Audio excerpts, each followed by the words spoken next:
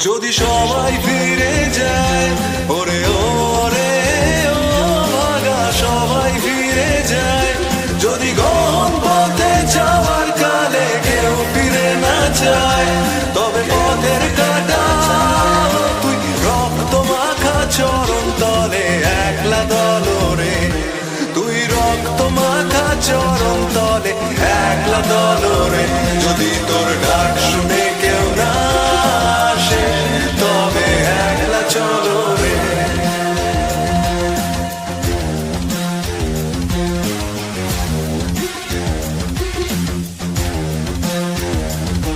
যদি আলো না ধরে, ওরে ওরে ও ভাগা আলো না ধরে, যদি ঝড় বাদলে আধার রাতে দুয়ার দেয় ঘরে, তবে বজ্রানলে আপন বুকের পাঁজর জ্বালিয়ে নিয়ে একলা জলরে, আপন বুকের পাঁজর জ্বালিয়ে নিয়ে একলা জলরে, যদি তোর ডাক শুনে কেউ না আসে তবে একলা চলো রে।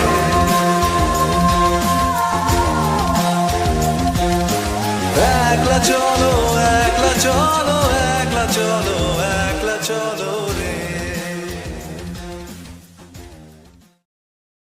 Hi guys, thank you for joining the live stream. I hope the audio is coming fine, right? Okay. Today, actually Nandish has given a great idea here. Yes, Nandish, we are going to do that. Hi Divya, hi Here to Learn, hi Nandish. So, firstly, let me tell you why I'm doing this live stream. It is going to be to draw your attention to this guy, Namit Malhotra, of whom you all are mostly aware these days because of his upcoming production, the Ramayana. The first part is going to release in Diwali 2026, and the second part is going to release in Diwali 2027. And the first part has been shot entirely. The shooting is done. Now they are going to hit the post-production studios. And second part is yet to be filmed. His interview, his podcast with Prakhar Gupta from the Prakhar Ke Pravachan podcast is what dreams are made of. For anyone, for like essentially kids like me. I'm not a kid. I mean, the kid in me when I was a kid, the starry-eyed people who dream of becoming artists, who don't but still have an affinity for the art and culture fields, or practice a bit of music or writing in weekends just to keep up with that world, just because they like it that much. And who like watching a lot of movies, like listening to a bunch of different kinds of music. For people like that, this interview, as an Indian especially, this podcast is not going to be that exciting or relevant for a guy growing up in the West. For Indians, for Indian kids, or for Indian grown-ups who have a kid inside them, this podcast was so I don't know what's the word for it. It was just I think it was such a candy store moment, and it was like we were the kids who are now getting not the keys to the candy store, but at least we get to enter it. That's the kind of joy I felt with this interview. And the reason for the title is whether he's a fraud or a visionary genius is because I do have some concerns. I'm just cautiously optimistic. Therefore, the caution part is some negativity and pessimistic attitudes as well. That is Namit Malhotra saying these things on the podcast just because he wants to sell the movie.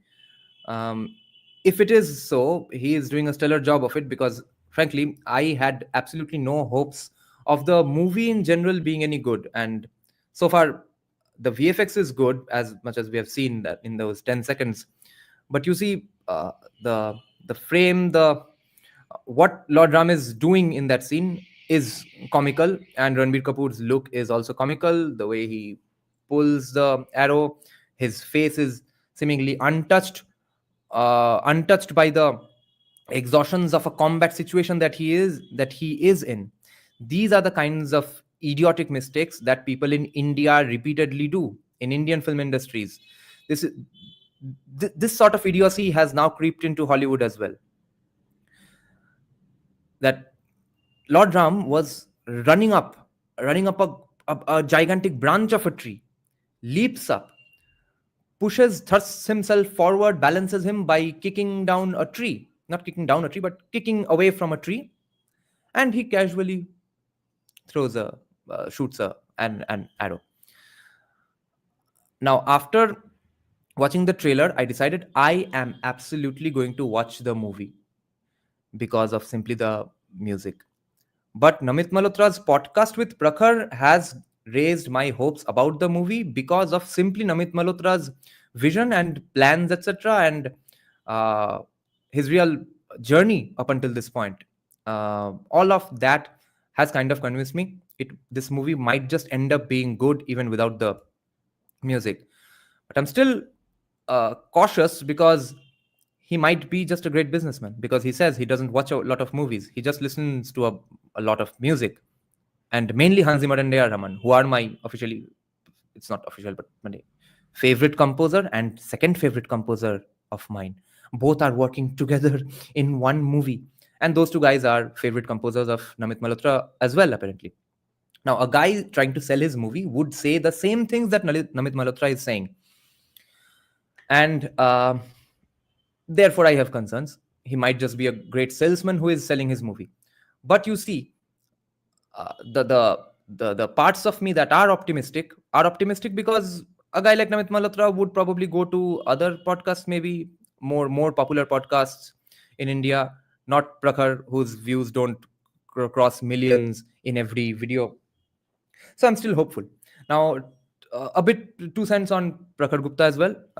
I congratulated and thanked him for doing this podcast on Twitter, publicly, not in DMs, for having on Namit Malhotra and for doing this podcast. And coincidentally, I did not remember that Namit Malhotra actually used the phrase, "This is what dreams are made of," while describing his interactions with Hans Zimmer and A.R. Rahman.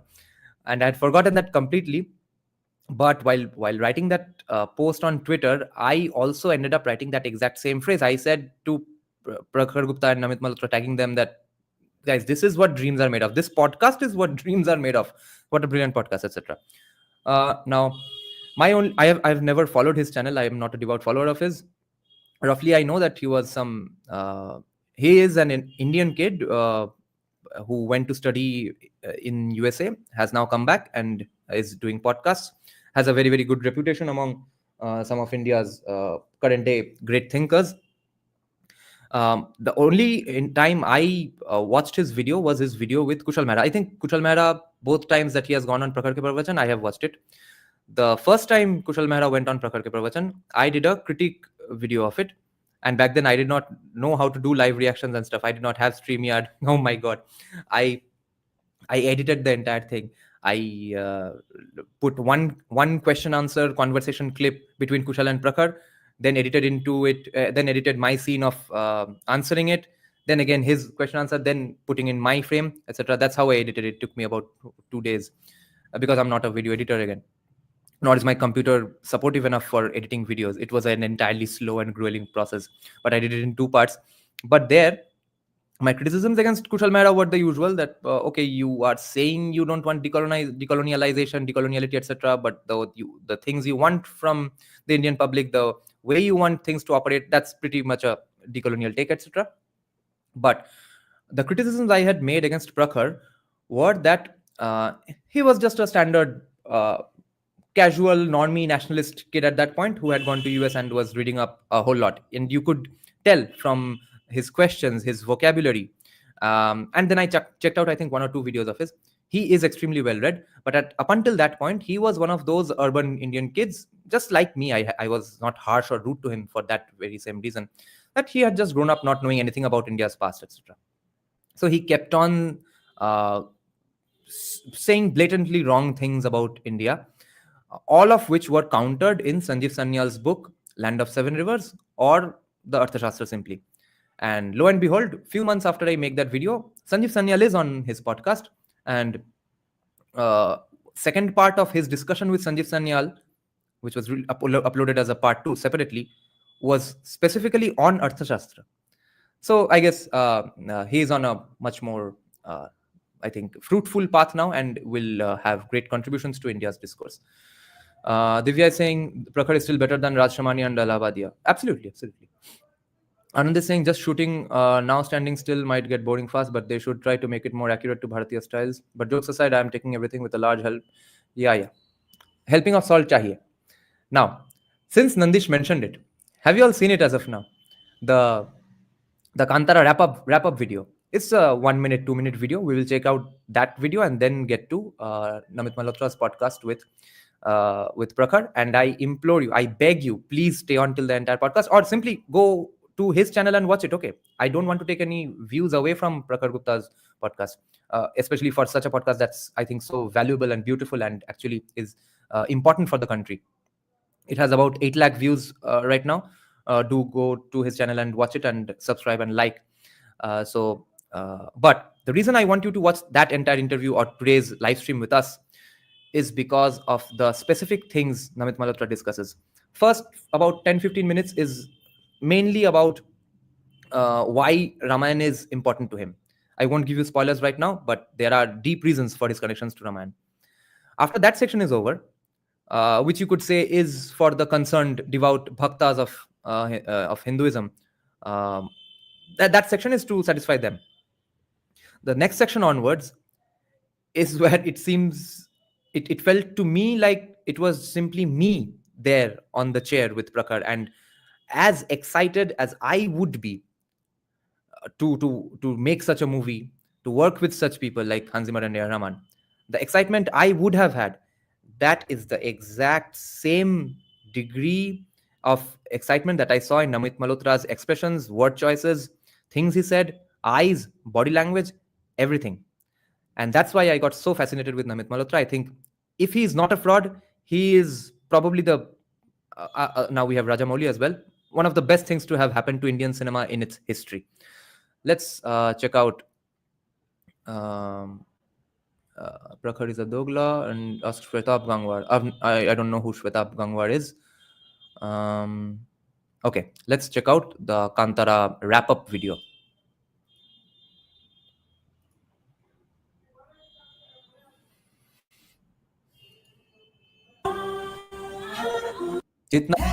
जितना हमको हुम्बले, जितना copyright देना है दे दो आज. My body is ready.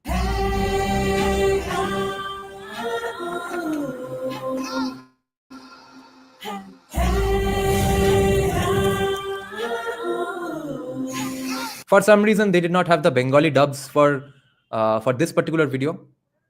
If it had, maybe they just forgot. I don't know what's up with this. They would have contacted my friend's studio only. And I was surprised that this video came out because my friends didn't tell me anything about a new Kantara recording.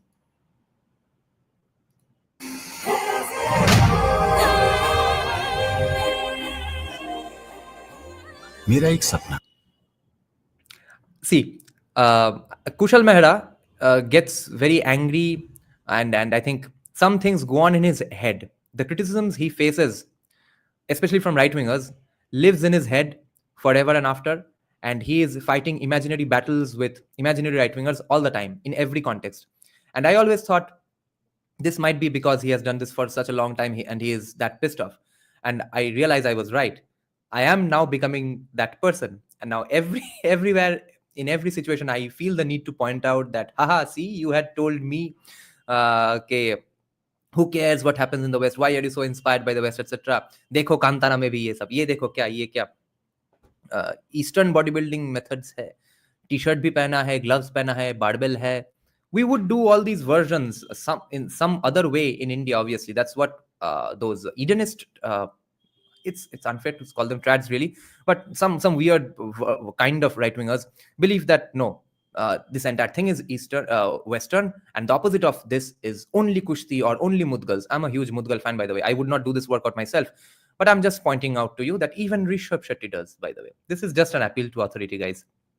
So I guess this is the criticism that has hit me most in my heart, that why are you so westernized? So I feel the need to point this out the most. But anyway, let's continue.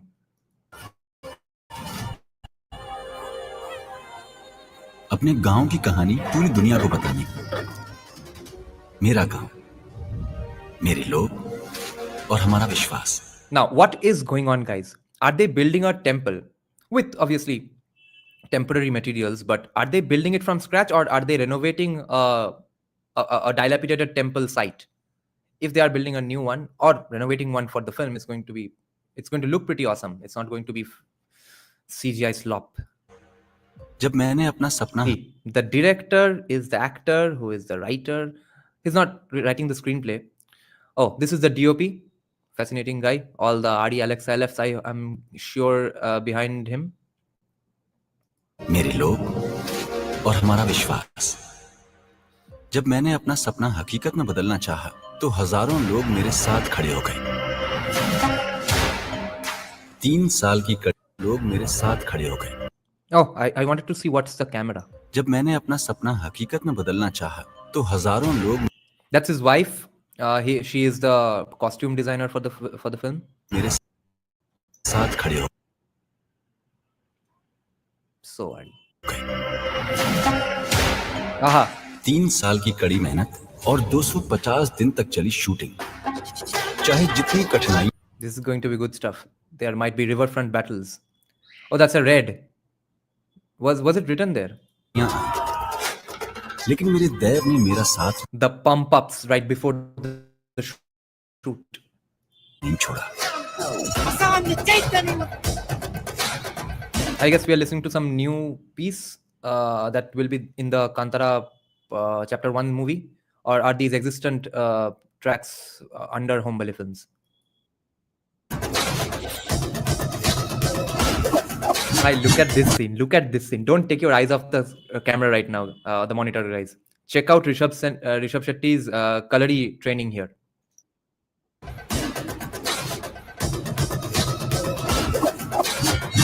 Oh.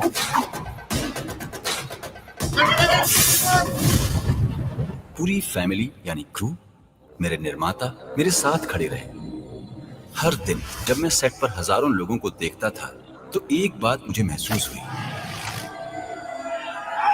कि ये सिर्फ एक cinema नहीं, ये एक शक्ति है।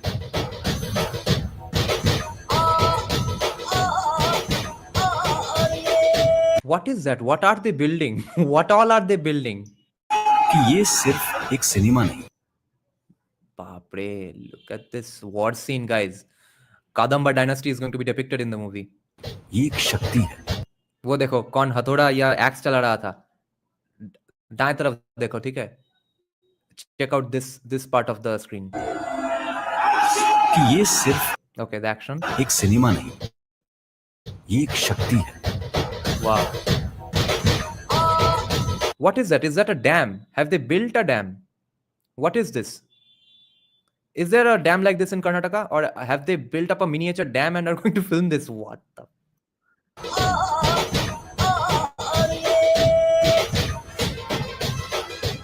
Dekho, Biyajini Shloknath is on location for the shoot, I guess. Nandish, is that a fort? Is that a fort that's there in Karnataka right now, or was that a miniature fort that they built up for the film? ये थोड़ा slow motion में देखते हैं, बहुत कुछ fast edits हो जा रहा है. Let's see if we can find some Easter eggs.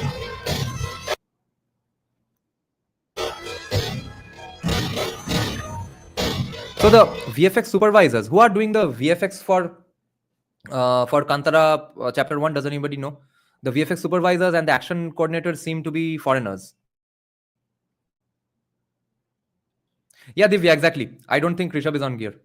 I don't think he's taking testosterone. This is a very believable and doable body. This is so believable. That is the attraction of it. No, I've always been a big fitness person, big fitness fan. But ever since I realized what's a natural body, what's an unnatural body, what are the body results that come off of you doing gear and trenbolone, etc., steroids. That's when since then it has been a huge turn off for me. I cannot stand the physiques of people like Shahid Kapoor, John Abraham anymore.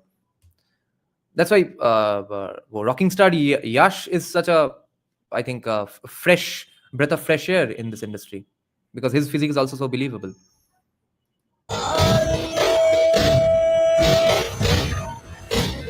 Direction और acting एक साथ भाई, और ऐसे movie में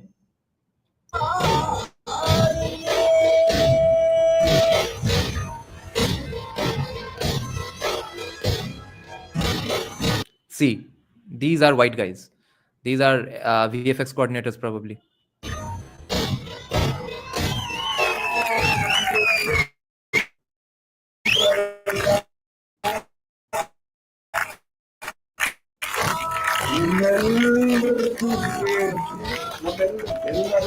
Thank you so much. Love you.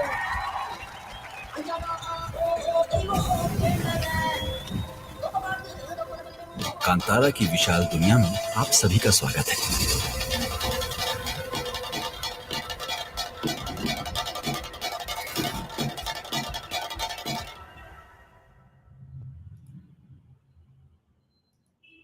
This was fun. Okay, I'll just take 2-3 comments and then we will start listening to Namit Malhotra on Prakhar Gupta's podcast. MPC did VFX for early parts. Okay. Prequel to Kantara, yes. India में अच्छे choreographers नहीं है. No actually Rishabh, fight choreographers अच्छे हैं India में. I think the problem is with the technicality of coordinating the VFX with such a gigantic looking movie, coordinating with other fighters to make it look a certain way. It can't be just that you know how to fight, right? So those kinds of technical knowledge probably has not arrived in India, or if at all it has arrived, the biggest names are not as good as the people in the West, I guess, because it's their technology. They have built this industry up, so they will always, or not always, for now they are the ones better at it. When they have budget constraints and stuff, that's when we will start learning the skills. That's how it happened with cricket. We will take it away from them someday. That guy is a stunt coordinator of RRR. Holy shit. VFX is by the Mill and the MPC of Lion King and Narnia. What are their more recent movies? Lion King and Narnia is from 30 years back. VFX done by Love Kush team. अरे कितने लोगों ने VFX किया है? Wait. Maina Bhattacharya asks, I have a weird question. How can people become geopolitical experts after studying hotel management? Why it's lagging? Because of the internet connections of socialist West Bengal. Avasyam had really good fight scene. Okay. Bhaiya was reading Barclay Savarkar and the Making of Hindutva. Do you think Savarkar ji himself wrote Life of Barrister Savarkar? He may have.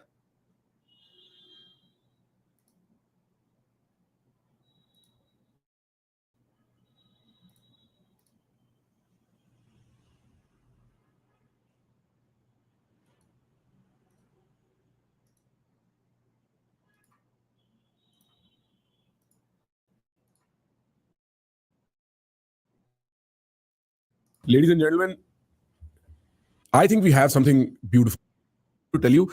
When this video starts, I'm watching something you cannot see it. You have to wait for it. I'm watching it. You cannot see it. But watch closely.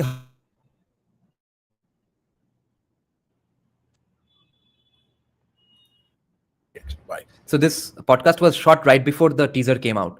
So that's when he is watching the teaser. So this is before the rest of us watched it, obviously.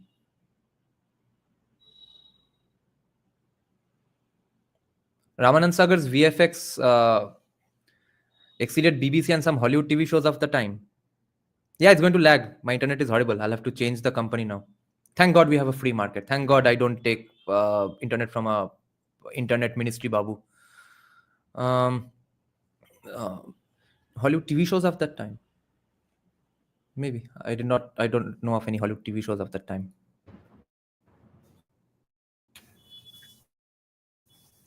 Man, the soundtrack. Wow. Please get it rolling in. Bro, what a soundtrack. Like, this is exactly what you would hope if you put together somebody like Rahman and Zimmer. Wow. I agree 100% with Prakhar. When I first heard that Hans Zimmer and A.R. Rahman are both doing the music for Ramayana, I did not believe it. I thought Hans Zimmer is going to do some one piece, one motif, maybe here and there. Rest is going to be done by A.R. Rahman. First of all, I didn't believe it. Then I thought, even if it is true, that's how it's going to be. Then the teaser comes out. The teaser comes out the very next day. I'm still a little concerned. I don't think Hans Zimmer is really in the going to be credited in the movie for one piece. Then it shows music by Hans Zimmer and Rahman. But most importantly, the music is exactly how awesome I expected it to be. If I had, in fact, believed that Hans Zimmer and Rahman had done it, that's how I would expect the music to be.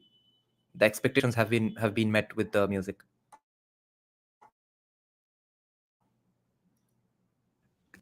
Amazing. Amazing. Congratulations. And you know, when we started session King, I started review and I was like, I don't think of a single better profile to do this project. Tell me about your vision. Like, my understanding is that hands down, full stop. I saw the cast, and feel free to talk about. I saw the creation. I saw the scale of your vision, and I don't think that is something people will see. I got a private access to that. Tell me about your vision. What are you trying to do? So it's a slightly longer story. I'll tell you how all of this comes together. So I'll probably go back to my growing up days when I was 18. And I grew up as this aspirational kid who wanted to be a filmmaker, wanted to be a director. And just around 93, when Jurassic came, that Steven Spielberg made, I was like taken aback for the first time. I was like, it's not how they did it. It's look at what they've imagined. That you could. No, this is because of my internet only. My StreamYard is showing me that connection is only fairly good. It's not full. I'm not getting the full Wi-Fi signal. I'll have to change the company. But you see, Namit Malhotra here. Check this out. Kid his father and grandfather were both into films. One of them was a director or a producer. One of them was a cinematographer. So he comes from a film family. But the only reason I was thinking that Namit Malhotra might be a complete fraud is because why haven't I ever heard of this guy? And his company, he had a VFX graphics company in India called Prime Focus. They buy out DNEG in 2014. And then DNEG goes on to do, even before they were under Namit Malhotra, even after Namit Malhotra, they are the ones who are making every blockbuster Hollywood big pictures that we consider to be the epitomes and pinnacles of what VFX can achieve. And I don't know about such a guy, such an Indian guy. Wouldn't he have gotten more notice and stuff? Then I realized, well, this can only happen if he's a fraud, that maybe he didn't want the attention on him. Maybe he has black money stuff going on. Or because he is such a hardworking, dedicated guy that he did not want that kind of attention. He was absolutely keeping his head and nose down and working to establish himself in a completely different industry. And the biggest, most sought after, most respected industry in the whole world. A random Indian guy with still an Indian accent. He looks like he drives a Toyota Fortuner at 150 and runs down goats and dogs on a national highway, right? Such a guy, and definitely rides a hoodless Jeep on weekends. That's the kind of guy he looks like. And then a friend told me, I have seen this interview about 5 times already, okay? And I've shown to about 3-4 of my friends. One of them pointed out that watch costs 2.5 crore rupees. So such a guy in his 40s is now finally able to achieve for an Indian film what he had been planning for all along. And he has been able to do that by simply working hard and building connections and coming across as a guy worth trusting in Hollywood while being an Indian guy. This is pretty insane stuff. A filmmaker, want to be a director. And just around 1993, when Jurassic Park came, that Steven Spielberg made, I was like taken aback for the first time. I was like, it's not how they did it. It's look at what they've imagined. That you can. This is the first statement by Namit Malhotra that impressed me. Okay, just 2 minutes into the interview, I'm already impressed by him, because he is not getting into simply the how. The how is fascinating, of course. That how did they end up making Jurassic Park? What are the technicalities? But a visionary looks at or wonders about the question, how could they fucking think of it? And his focus is on that. So that gives me more points to add on the fraud versus visionary category. 1 point for him being a visionary and not a fraud.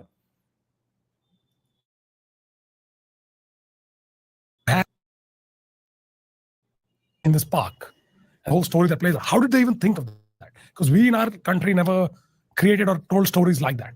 So for me, that was a very one of my first renditions of being smitten by this world, thinking that what do these worlds look like? How do they make it happen? And so believable. And then fast forward, did not become a director, Started out as a little garage startup with one computer, Apple computer, and 3 guys who taught me computer graphics. They were my teachers. So I hired them, Merzen, Prakash, and Uzaifa, with me till today, 30 years later. We're today the world's largest visual effects and animation company on the planet. Over 10,000 people. And is the same company in continuity from that garage? Yeah, absolutely. So 30 years later, it's still prime focus. We acquired DNEG, which is a London boutique, in 2014. Took that from being a 700 people company to almost 8,000 people worldwide. So the transformation that we were able to achieve. All these like great sci-fi movies where I'm imagining a reality that's not my own. You're all part of that. Yeah, right? No, those are exclusively almost our films. Right. So having done that, built it, grew up in India, aspiration to take our stories to the world. My joke always was that we knew how to make movies before we knew how to use computers. But our film industry never got recognition on the global stage. By the way, for the people who have not watched this podcast as of now, let me tell you, he comes along with the best explanation of why Indian films have not been successful in the West that I've ever heard, that I had never considered. It's always a question. The arguments usually are that Indian films are not good enough. That's why they are not getting recognition, or they are so good that Americans just can't fathom the brilliance of our artistic vision, etc. He gives a completely diplomatic and non-controversial answer, really, which absolutely makes sense, guys. So it's going to be so fruitful. It's going to be so worth the wait. Just wait for his explanations. They come later on. Right now is his interest in Ramayana and a bit of his childhood background. Mr. Satyajit Ray for film here and there was honored for an Oscar. Lagan and other big films that were really ahead of their time and did really great work never really shined on the international platform. So they always saw us as like, there's a big Bollywood or an Indian film industry. And it was not treated with the same amount of respect or appreciation that any other mature industry should be. It sort of existed for over 100 years. We've told our own stories. We've done it without any help from Hollywood or anybody like that. And that, as I was building the company up, even though we were a tech-enabled company. Rishabh, I would have to disagree with you here. Because of I think we are disagreeing on the definition of what is big, what is bigger than Hollywood. You are talking about simply the number of people who have watched it. I personally don't consider that to be the biggest film, etc. Impact-wise, of course, RRR is on par with Hollywood. I only take into account whether people who are not from the country where the film is produced, whether they give a single fuck about that film or not. And Pushpa 2 action scene got some traction, KGF a bit, after RRR Bahubali got famous, etc. Sikandar, so I don't know what movie are you talking about. This is probably the Salman Khan movie, right? Okay, then no. And Bahubali and RRR can be considered to be the only ones who have gotten that kind of recognition and are big in that sense in the modern era. In the past era, Satyajit Ray, Hrithik Ghatak, etc. But today, the movies that you are mentioning, they're not big in that sense. And let me give an example in other fields as well. People who, let's say Indian singers, Bollywood singers, Bangla rock singers, Bengali pop vocalists of Tollywood, Bengali Tollywood, they are going to perform shows and sing and concerts all over the world all day long, every day almost, okay? I mean, few months in a year. But no non-Indian is listening to them. Okay, all the Bengali bands, Bengali pop vocalists, Bengali playback vocalists that go to perform in the West are invited by Bengali associations of those countries. So should we consider that a foreign tour or in any significant way? Okay. On the other hand, you have people like Hanuman Kind, Bloody Wood, Demonic Resurrection, Undying Ink. These are different metal bands and hip-hop bands. Hanuman Kind, though you all know.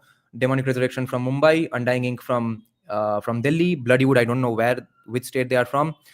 But these are the groups or people from India who are getting recognition from Indians as well as non-Indians all across the world. They are big artists. Not people who sing in just their language and are liked by just their people all over the world. I got to the early 2000s and, as the Y2K phase happened and IT companies grew, I was like, why aren't they using us? Like, we have the same technology, we have the same people. Why are they not using us? And that's where, in my little journey of being that 18-year-old to being, like that kid who played cricket in school to the kid who played for his, state, school, country. Right. I was like, are we any good for the world? Right. So that became a sort of a, call it a challenge or an opportunity for me to, so for me, it was like, am I any good for the world? Yeah, glorifying Ravan concern, I also share. And I don't know how Namit Malhotra, if he's claiming to be a big Ramayana Bhakt and is worried about it and stuff, and since people in his family, his mother is very worried about him properly executing this plan, then I don't know why do they need to do this. This is such a backdated idea. This used to be cool up until like 3, 4, 5 years back, maybe, for a period of 10, 15 years when heroes can't be all white, villains can't be all black, everyone has to be shades of gray. Even mass entertainment movies had to be gray. The villain is gray, hero is gray. Everyone has to be an anti-hero. Now, that era is gone right now because of the fall of woke movies.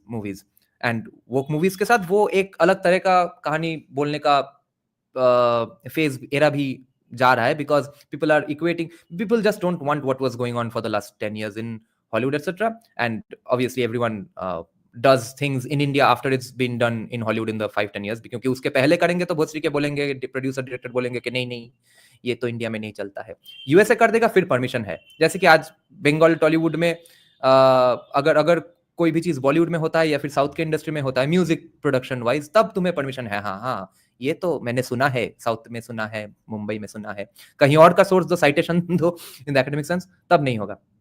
So, therefore, today Namit Malhotra following Hollywood of the last 10-15 years and showing some nuances to Ravana, etc. I don't know why that needs to be done. It's pointless controversy as well. And he was an out and out, not an out and out. He was a criminal after all. A criminal has to be depicted like a criminal, a bad person. I don't want to have any sympathies for Ravan in my mind. Maybe you can show that, yes, he did write the Shivtandav Stotram. Maybe, yes, he was bullied when he was in school, Ravan, etc. But that is not the main point of Ramayana. If he overdoes it, then of course the film is going to... I don't think it's enough to get the film screwed if the overall screenplay is pretty tight and the VFX is tight, because the rest of the world and Indians who don't give a shit about Ravan not being a villain, etc., they won't care. They will make the film a hit. Let's see.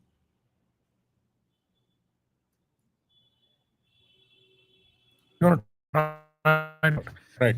So I got started, bought companies, walked into the West, moved my family in 2010 after the crisis of the 2008 US recession happened, only to realize that, I sort of built the most successful company from India, bought their companies there. This is such an inspiring section again in the podcast. Okay.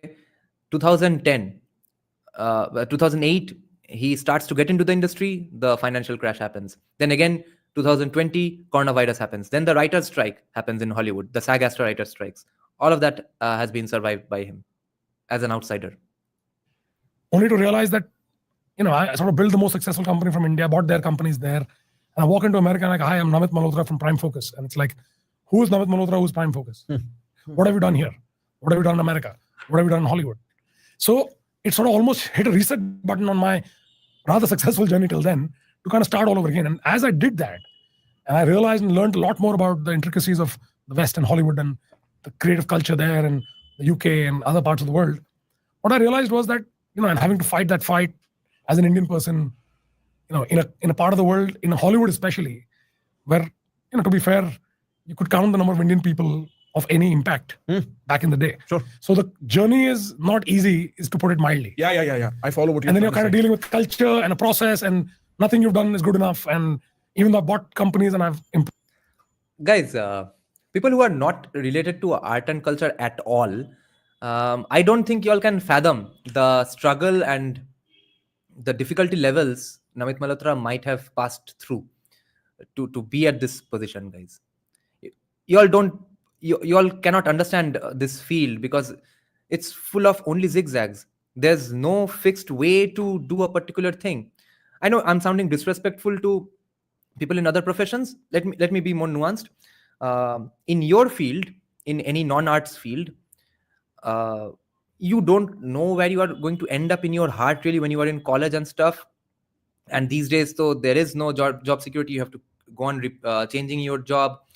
But at the end of the day, with people in commerce and STEM, you are dealing with with tangible results after all. Okay, maybe not for people in the research scene, people in the PhD scene kind of face the same problems we do, but after all, they too know that, okay, I'll do a PhD, then I'll become a professor or a researcher. And for other people, though, okay, I'm going to get into college, study this subject, then pursue these internships, etc., or do a master's, etc. In the music field, if you're not from a music family or an arts family or an industry family where members of your family are in the industry, you have no fucking clue what to do. There's no answer there. Forget having right answers, wrong answers. There is no answer. You are completely in the dark about what to do. You have to just love the thing and keep moving on and keep trying to do whatever you do and hopefully get paid for it. Okay, that's just the way to do it.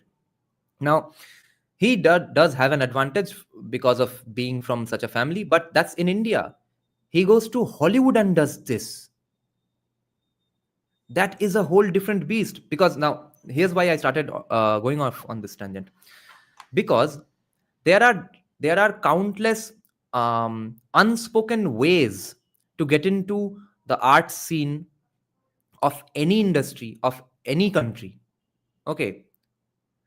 And especially for such a guy who's not looking to be the actor and stuff. Okay, actor or hero, because with DEI, these people were getting some jobs in the last 10 years because of, wait, okay, we have good relations with India, maybe show Indians in good light, have a Indian hero or a supporting actor here and there. So Irfan Khan, Priyanka Chopra, who's that Muslim guy who was in Fast and Furious, who was in Mirzapur, the elder brother? Okay. Those sorts of people. Now, direction में तो इसलिए कोई नहीं घुस पाया, screen play में कोई नहीं घुस पाया, VFX कंपनी का मालिक को काम देना है. Of course, he still is buying a company that already has some reputation. But still, as a person, Namit Malhotra might have pretty much had to face almost the same numbers of problems, especially with word choices, pronunciation.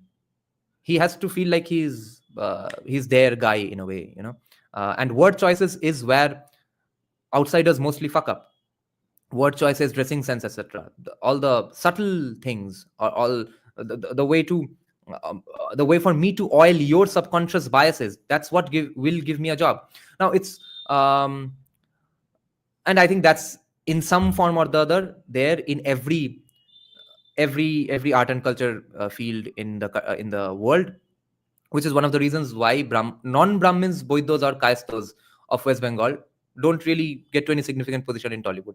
Okay, majorly, overwhelmingly, it's 99% Brahmins, Vaidyas and Kayasthas of Bengal who become directors, writers, actors, musicians, etc. in Tollywood, because it's not a conscious caste-based discrimination. It's just a subconscious bias in judging people, in considering people, whether they are your people or not, or whether they are the other. Are they in your in-group or not? So you have to wear certain kinds of clothes, come across as a certain kind of person. And even if you don't do all of the things that they do, you have to counter it, be a bohemian, be the out of the ordinary guy in a very particular way. Whether you do the mimesis or negate the mimesis, but you have to be on the terms of that mimesis only.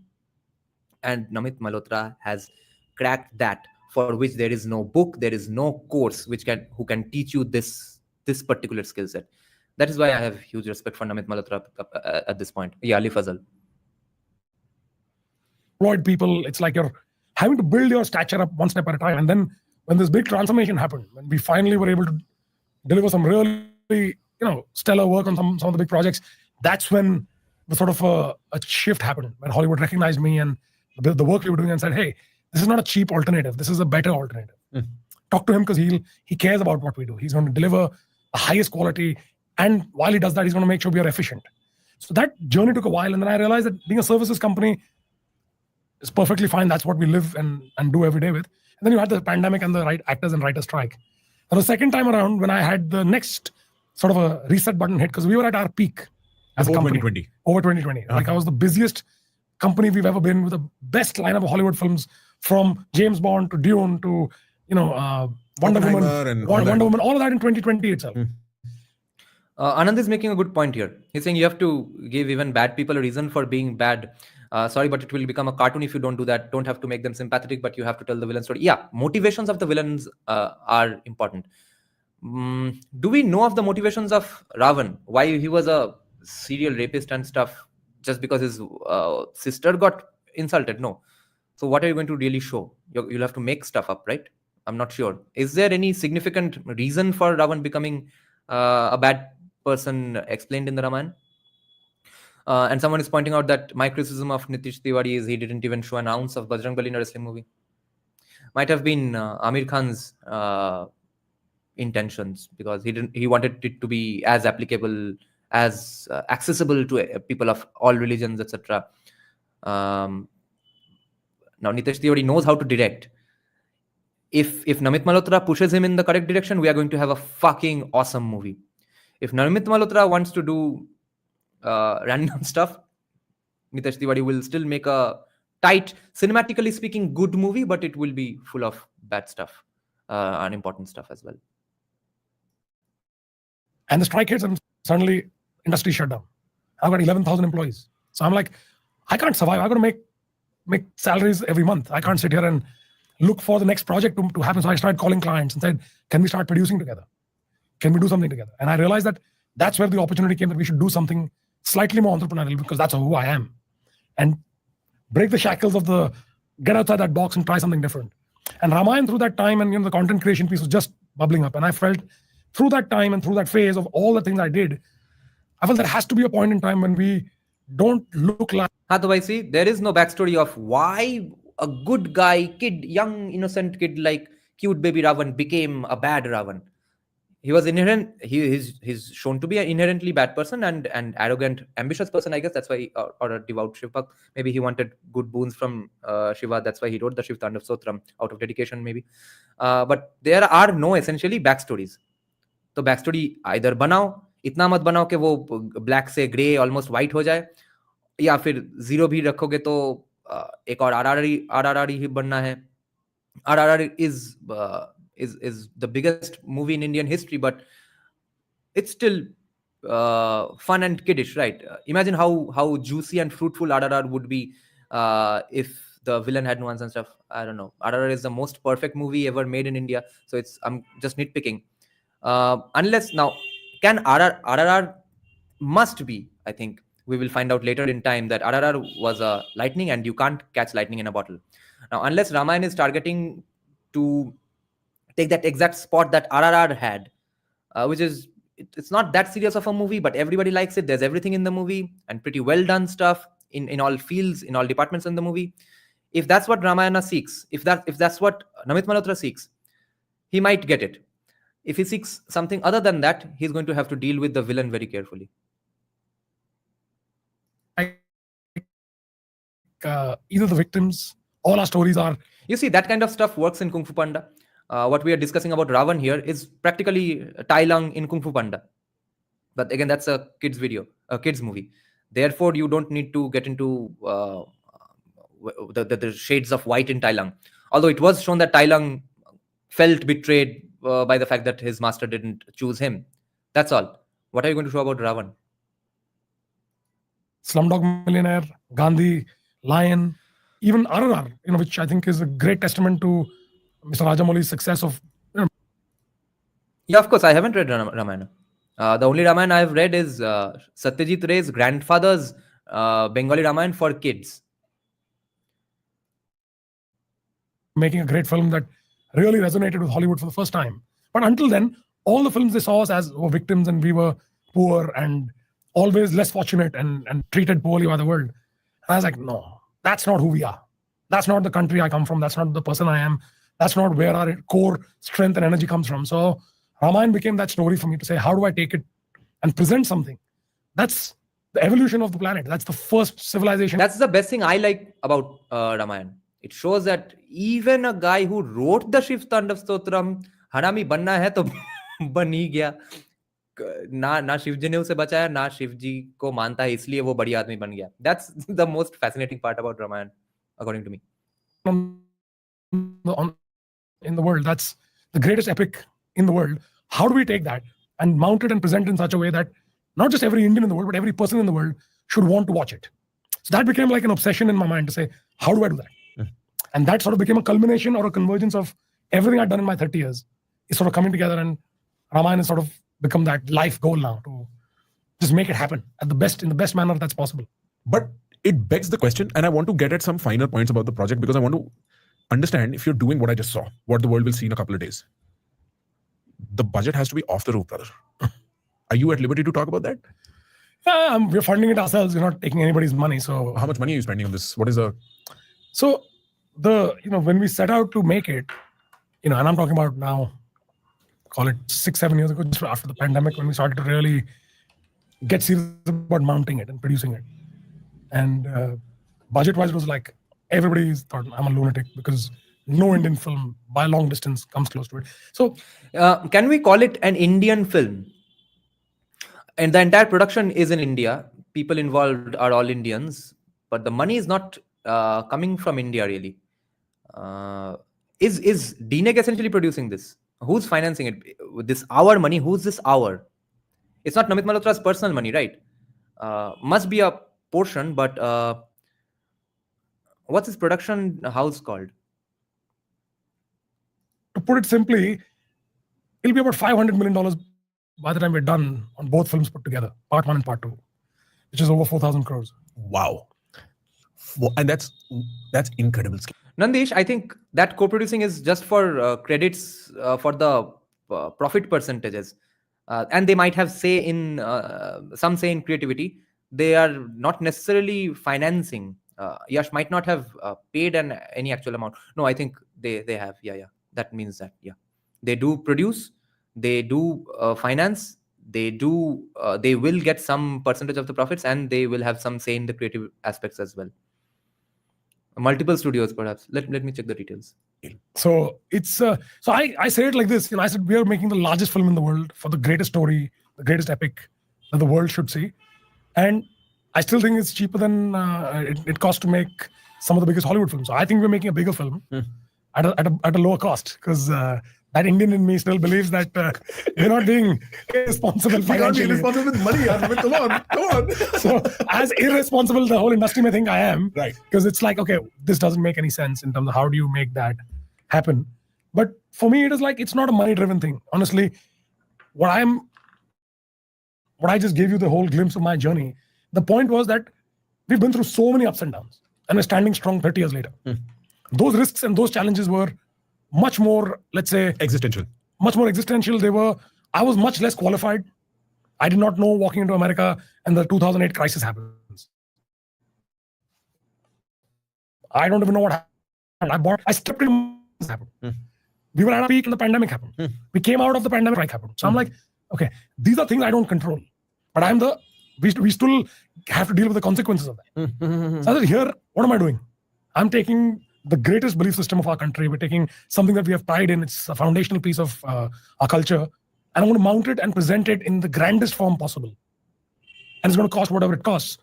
Why is that a risk? When I think about Ramayana, I'm like, is it really a risk?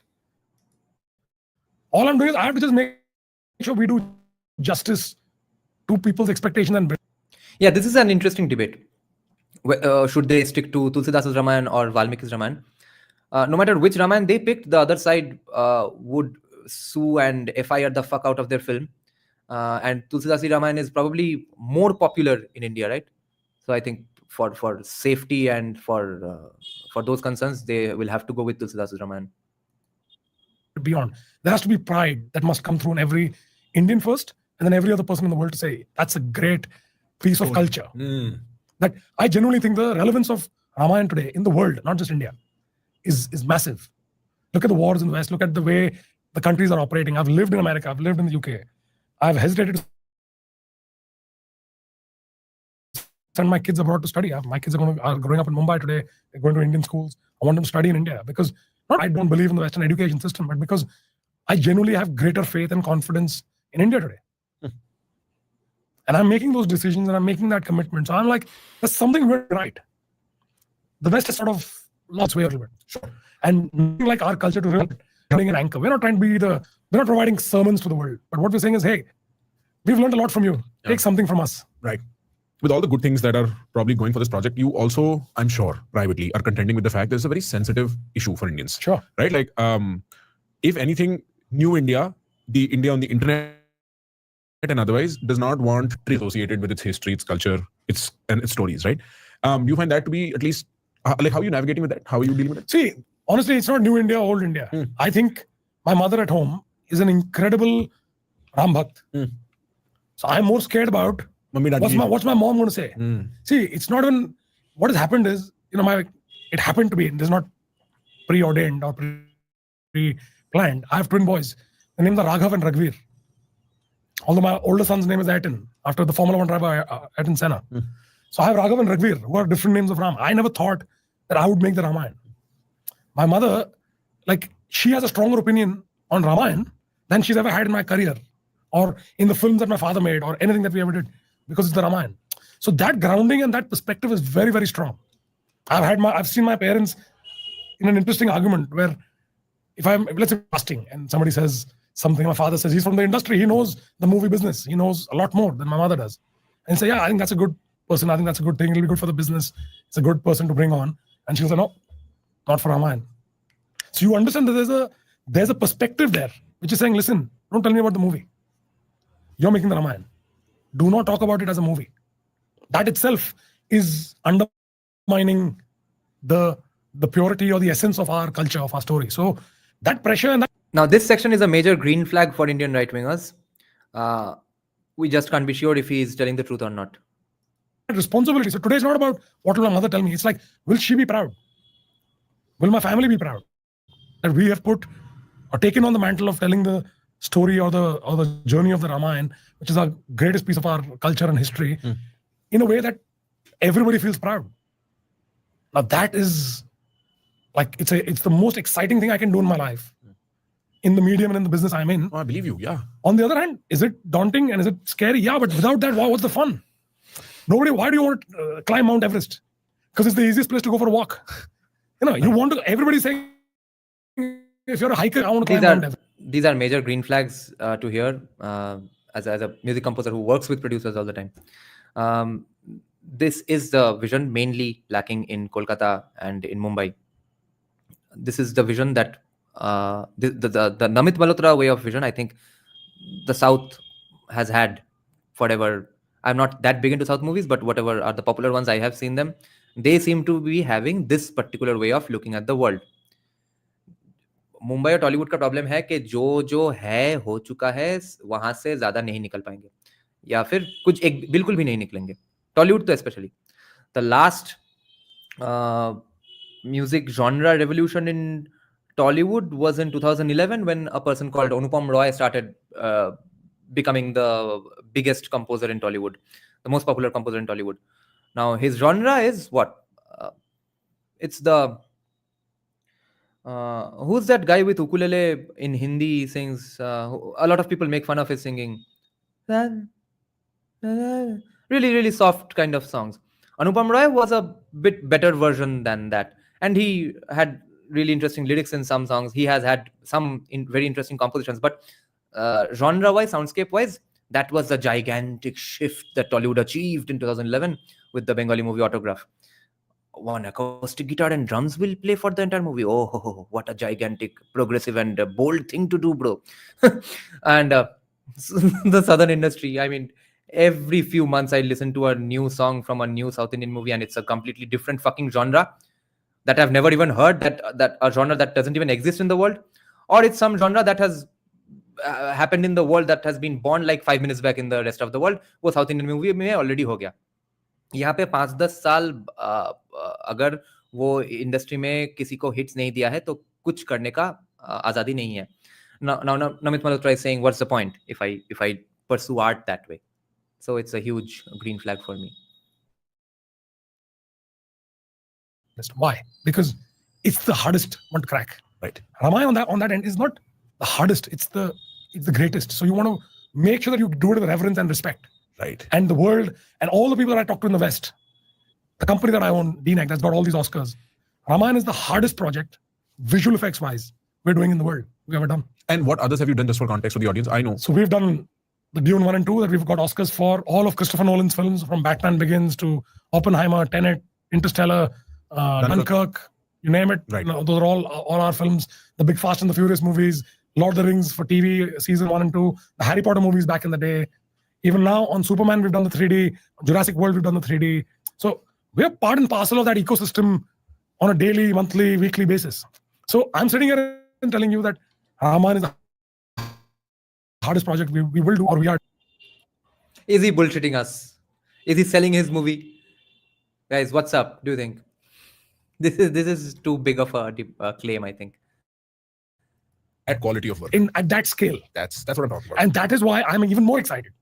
Because I'm now revving up all my teams in the West.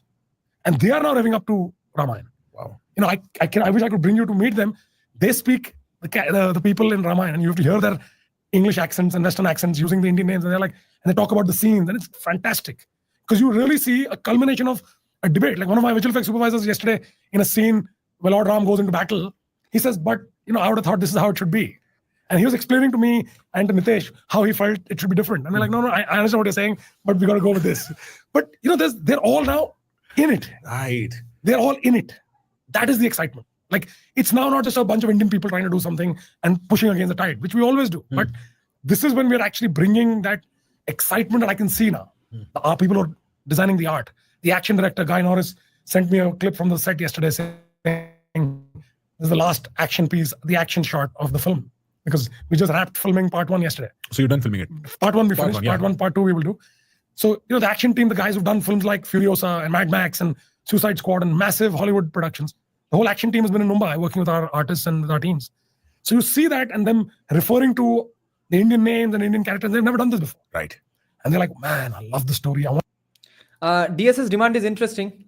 But you see, everyone in Bollywood is pretty much a leftist. So you can't wait around for a true right-wing guy to do the casting, because again, a job like casting cannot happen at the hands of a newcomer. I think such gigantic actors have to trust the casting director even, and they have to be embedded in the ecosystem to do a good job, or to do a job at all, in whether it's good or bad.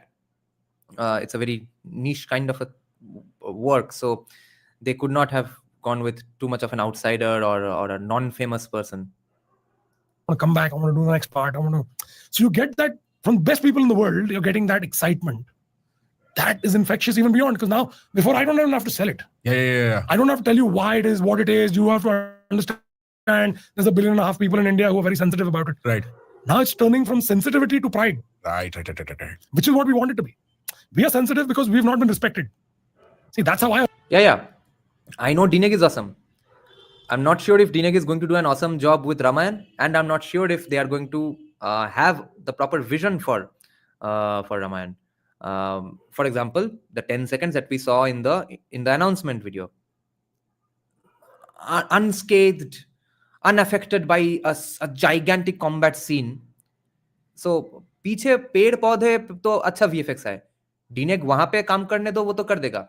अब DNEG क्या director या producer को जाके बोलेगा कि नहीं sir, यहाँ पे रणबीर कपूर के मुंह में और थोबड़े में और दिखना है कि अरे भाई वो मारपीट कर रहा था, दौड़ रहा है पेड़ पे, एरो थ्रो कर रहा है, कैजुअली अच्छा बढ़िया मेकअप करके नहा धो के आ गया, रावण को एक तीर मारते हैं, चलो आज सुबह उठ के लगा. ऐसा चुतियापा तो DNEG रेक्टिफाई नहीं कर पाएगा. ये चुतियापा नितेश तिवारी और नमित मल्होत्रा को हैंडल करना पड़ेगा. Project that why any other young India? Why not me? Let somebody in the world try and insult my culture and my country and my belief system. I'm not going to be calm about that. I'm going to give it back in their language. So why would I expect anybody in India to sit back and say, yeah, it's okay, चलता है? नहीं sir, अभी नहीं चलता है. हिंदुस्तान का time आ गया है अभी. चलता है नहीं है. That doesn't work. That is the whole point. We're as good as anyone. We're not trying. That's not who we are. We don't come from a mindset. But please don't think we're less than you. That conversation is over. Brilliant. Dude, I'm loving the passion you're bringing to this. I don't know if this is public information, so I want to ask very carefully because I want to arrive at something. Do you want to talk about the cast you're bringing together for this? Are you at liberty to say that? So in 2 days, it will be in the public domain. Okay. So we can talk about it. So Sri Ram is Ranbir Kapoor is playing Sri Ram, right? Yeah. And Sai Pallavi is playing Ma Sita, and then Sunny Deol is playing Hanumanji, Yes. right? So that is proper. I also found out, well, I saw it, that you're putting together A.R. Rahman and Hans Zimmer for the sound design. That's a very undiscussed aspect I don't want to miss on, boss. I heard the sound like, oh my God, like this in a theater is why theaters were invented. The way it hits you, because there is that sort of added level of pride. It's my history and I'm watching it. Oh my God, that's going to... The one other thing I liked about Namit Malhotra, which is expected from an Indian, which is not expected from people of other races in USA these days, is that he likes and respects Hans Zimmer, Christopher Nolan, Philippe Delenue. I don't know how to pronounce his surname. The guy who's the director for Dune 1, 2, 3, Blade Runner 2049, etc. Now, the way he appreciates them is how we appreciate people we like or artists we like, with full devotion, with your full heart, not shying away from appreciating them properly. Okay, the things he says about Christopher Nolan, there are specific sections. Okay, see, this section is just about his experiences with Nolan. This section is just about his experiences with the Dune director. Okay, these are beautiful sections of the podcast, by the way, not just the discussions about the directors. Now, any other person from any other color, even white people in Bollywood, would probably not say such, not give such flowing tributes and compliments to people like Hans Zimmer, Nolan, Philippe Delenue. Is he white?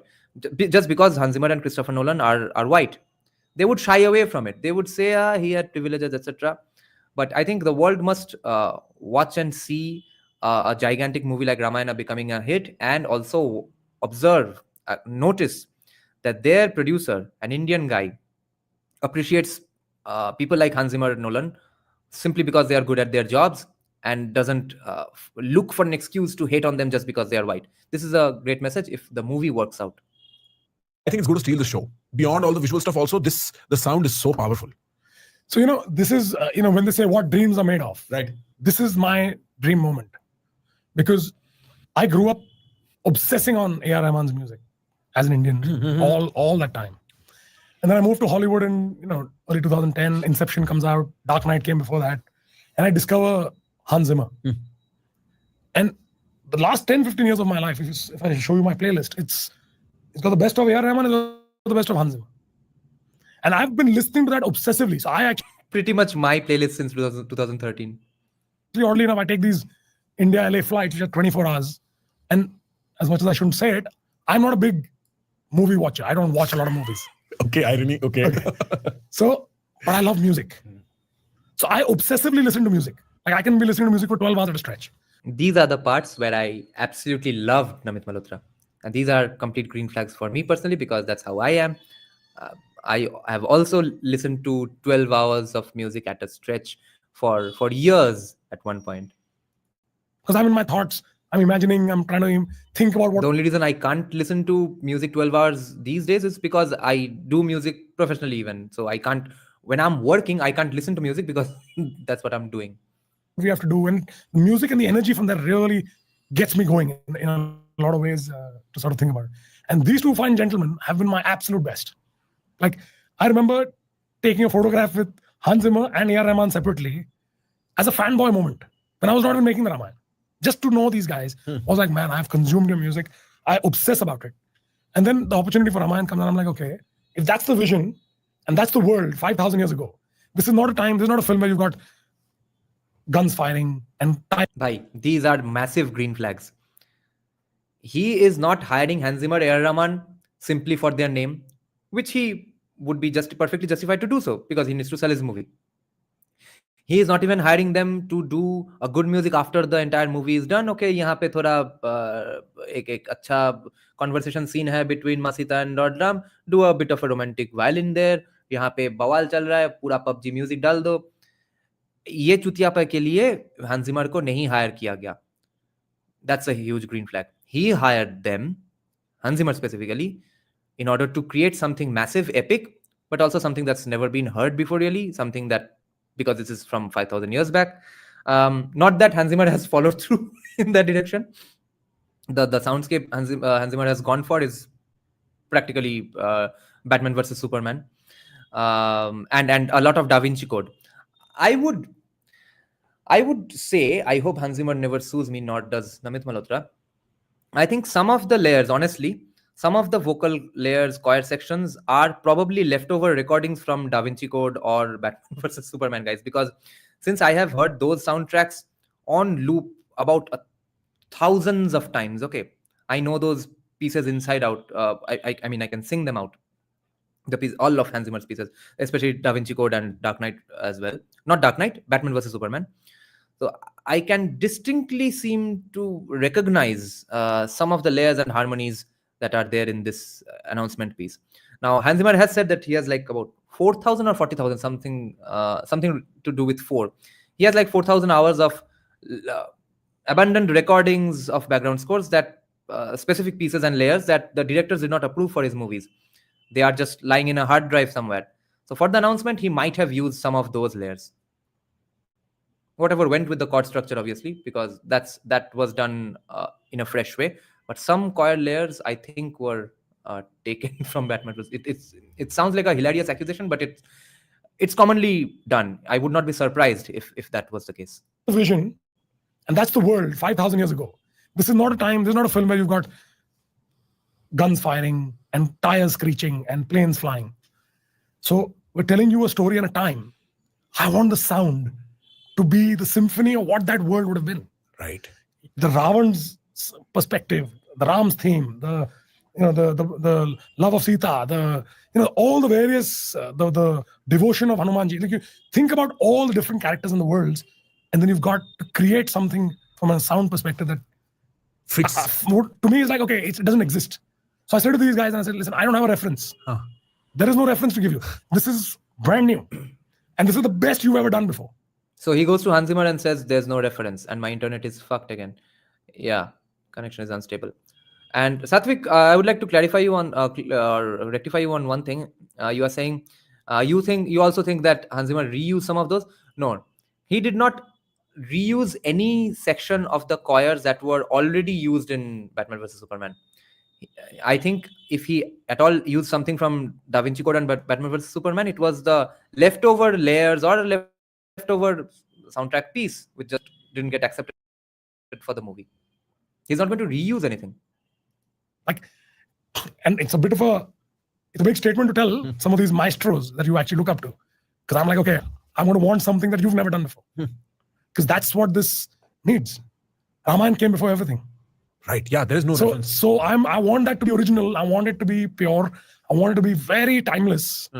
And you guys are the best in the world. And touch wood, that collaboration so far. I always joke. I said, Lord Ram is making it happen. Like, it's not me. I've just become the medium. You cannot get these guys together. Why? So everybody's in their own world. Right. What project will it? You need a project to bring them together. No? Sure, right. I see what you mean. Again, it's not money. Yeah, right. It has to be the love of the project. These are not people who you can say, I'll pay you so much, please do it. That's not how they operate. They turn away more work than they accept. Yes. So for them, the inspiration has to be like, why am I doing this? Is this worth my time? Is this worth the world? And I'll tell you this interesting comment that I had from Hans, which has stuck with me.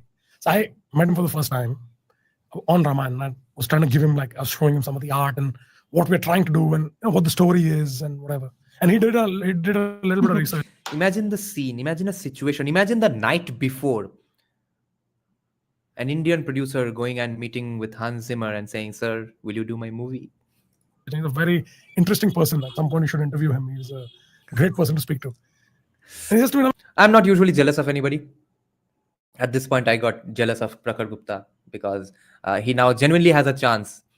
He just might end up watching or interviewing Hans fucking Zimmer for this podcast. He has already interviewed significant people globally. What if he just tells Namit Malhotra to connect him with Hans Zimmer and Hans Zimmer appears on the podcast? That's the day I would be jealous. You don't have to explain to me. So I'm like, what does that mean? He says something that's lived through thousands of years, generations of people, and continues to be relevant after all of that time. You and I don't need to explain it. There's something there is why it is relevant even today. Let's acknowledge it and let's do the best we can. Because it's clearly something that's beyond us. Right. So I was like, that is so beautifully put by someone who does not know anything about the Ramayana, but he's so, like giving that reverence to saying, listen, just the fact that it's existed and continues to be relevant and people feel emotional about it and passionately about it. That's it. I need not know more.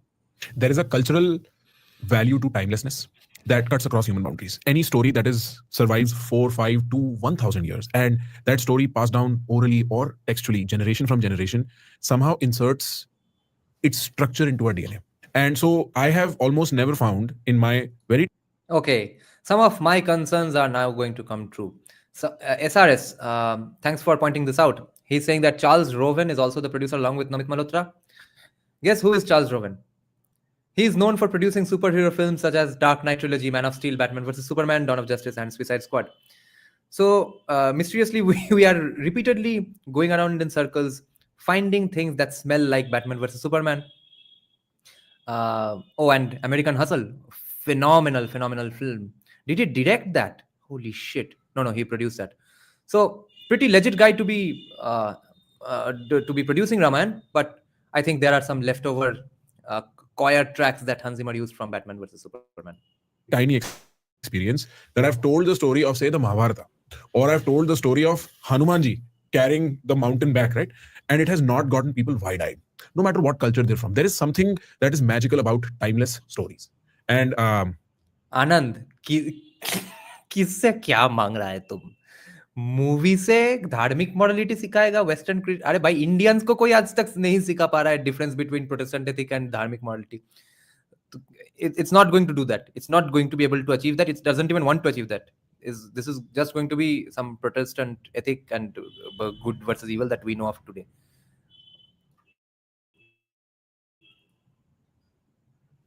Yeah, that sounds very interesting. I wonder what it's like to have both those fellows in a room together. Like, what is the temperature of that room? Are we talking electricity at that point? Like, what is happening? One of the interesting things is because they both have such humility and so much respect for each other's craft that it's actually very cool. It's actually very, very benign. Like, it's not what one would expect. Because I've sometimes sort of sat there and witnessed the two of them together, and I'm like, because there's so much mutual respect and so much admiration for each other's work. Wow.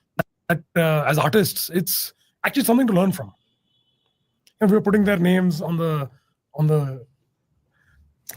title, music by and Hans Zimmer.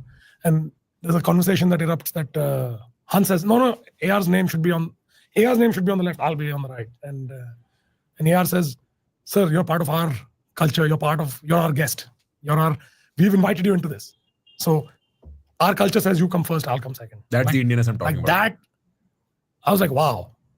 In the world where everybody fights, even that size of font, if it's slightly small, people are like, make it bigger, do this, change that. Why is my name coming first or second? These are two fine gentlemen who are actually saying to each other. And that's the beauty about why they are who they are. Because they are interested in the creation. It's what they're going to create, not in that, because they know their glory nobody can take. Yeah. They're legends. You can say... That's the Indianness I'm talking about. That, I was like, wow. In the world where everybody fights, even that size of font, if it's slightly small, people are like, make it bigger, do this, change that. Why is my name coming first or second? These are two fine gentlemen who are actually saying to each other. And that's the beauty about why they are who they are. Because they are interested in the creation. It's what they're going to create, not in that, because they know their glory nobody can take. Yeah. They're legends. You can say anything you want. You can't take away what their creation is. That's their superpower. That's who they are. Right. I have a slightly, I don't know if it's... DS is saying, this is just a movie which will be used to erase the dharma bhava of Ramayana. I agree that one of the things you mean to say here is that Ramayana won't be able to execute on the dharma bhava. The Ramayana of the movie won't be able to execute on the dharma bhava of the text. But how will it erase the dharma bhava of Ramayana? Dharma doesn't get erased. It is Sanatan. And for people who are devout Ram Bhakts or have read Ramayana by anyone in any translation, for them it's going to remain in their hearts, whatever there was in the heart even before watching the movie. This movie is not going to erase any fucking thing. It's a controversial question, and I almost never ask this when I'm sitting with cinema people because I'm too worried it's going to cross a line. But frankly, why do you think our Indian films never truly winning any Academy Awards, or like what's up with Indian films when you compare them to Hollywood films? Is there a difference really, or is it just that they don't care to look at us, or what is up? See, I think over the years, what's happened is that the good part about our films is that we not just made films for the country, we made films for each state. So we have a very vibrant film production. He doesn't give value judgments. He doesn't criticize anybody. He just simply points out an inevitable, almost geographical fact about why Indian films don't do well in the world, in the rest of the world. Okay, this is almost a Thomas Well way of understanding or looking at the world. Ecosystem that actually almost tells stories about each state, each culture, each language in its own, and has tremendous success doing so. So what has happened is that the business never really, or the industry never thought about it as, how do we take this and show it, forget the world, even across India. Of late, there are a few films that you can say are now traveling or are being called pan-India. Otherwise, if you think about it, before we even go to the West, we're a little bit like, it's like the German films play in Germany and the French films play in France. It's been that way for the last 100 years. There's Tamil films, Telugu films, Hindi films, Malayalam films, Punjabi films. Each state has made their own films and been very happy with the way it's played out. Each state has its own superstars, great directors, storytellers. And now that the world and the aspiration starts to become that, okay, I'm going to make something that I want not just people of a state to watch, but the whole country to watch, and then I'm going to get people in the country to watch. I want the world to watch, is the progression that is happening now, I think. And access to technology, access to a different way of presenting films, all of that took much longer in our evolution than if you think about what happened in Hollywood or in the West. My favorite example of the two industries. What a great point. Everywhere else, it's one nation's resources going into the human brains, capital, everything going into one industry, and that's being projected onto the rest of the world. And Hollywood is succeeding at that. Iran succeeds somehow in artsy movie-loving circles, cinephile circles. Europe every now and then, England every now and then, but in India, every state's resources are spent upon just the state's film industry, and that too, the audience is just for the state. It's made for the audience of just that state. So how is it even going to be a comparison? These are just apples and oranges here. Okay. Which is why India, being such a gigantic wrestling country, is so phenomenal and fascinating. It's one state's athletes from such a gigantic country taking on countries in that sport who almost dedicatedly take part in that sport. Wrestling is a huge sport in USA, school, college level circuits, and extremely huge all across Russia and all the Russia adjacent Muslim countries as well. In सबके साथ आंख में आंख डाल के compete कर रहा है सिर्फ और सिर्फ हरियाणा के कुछ लोग. What a huge achievement that is.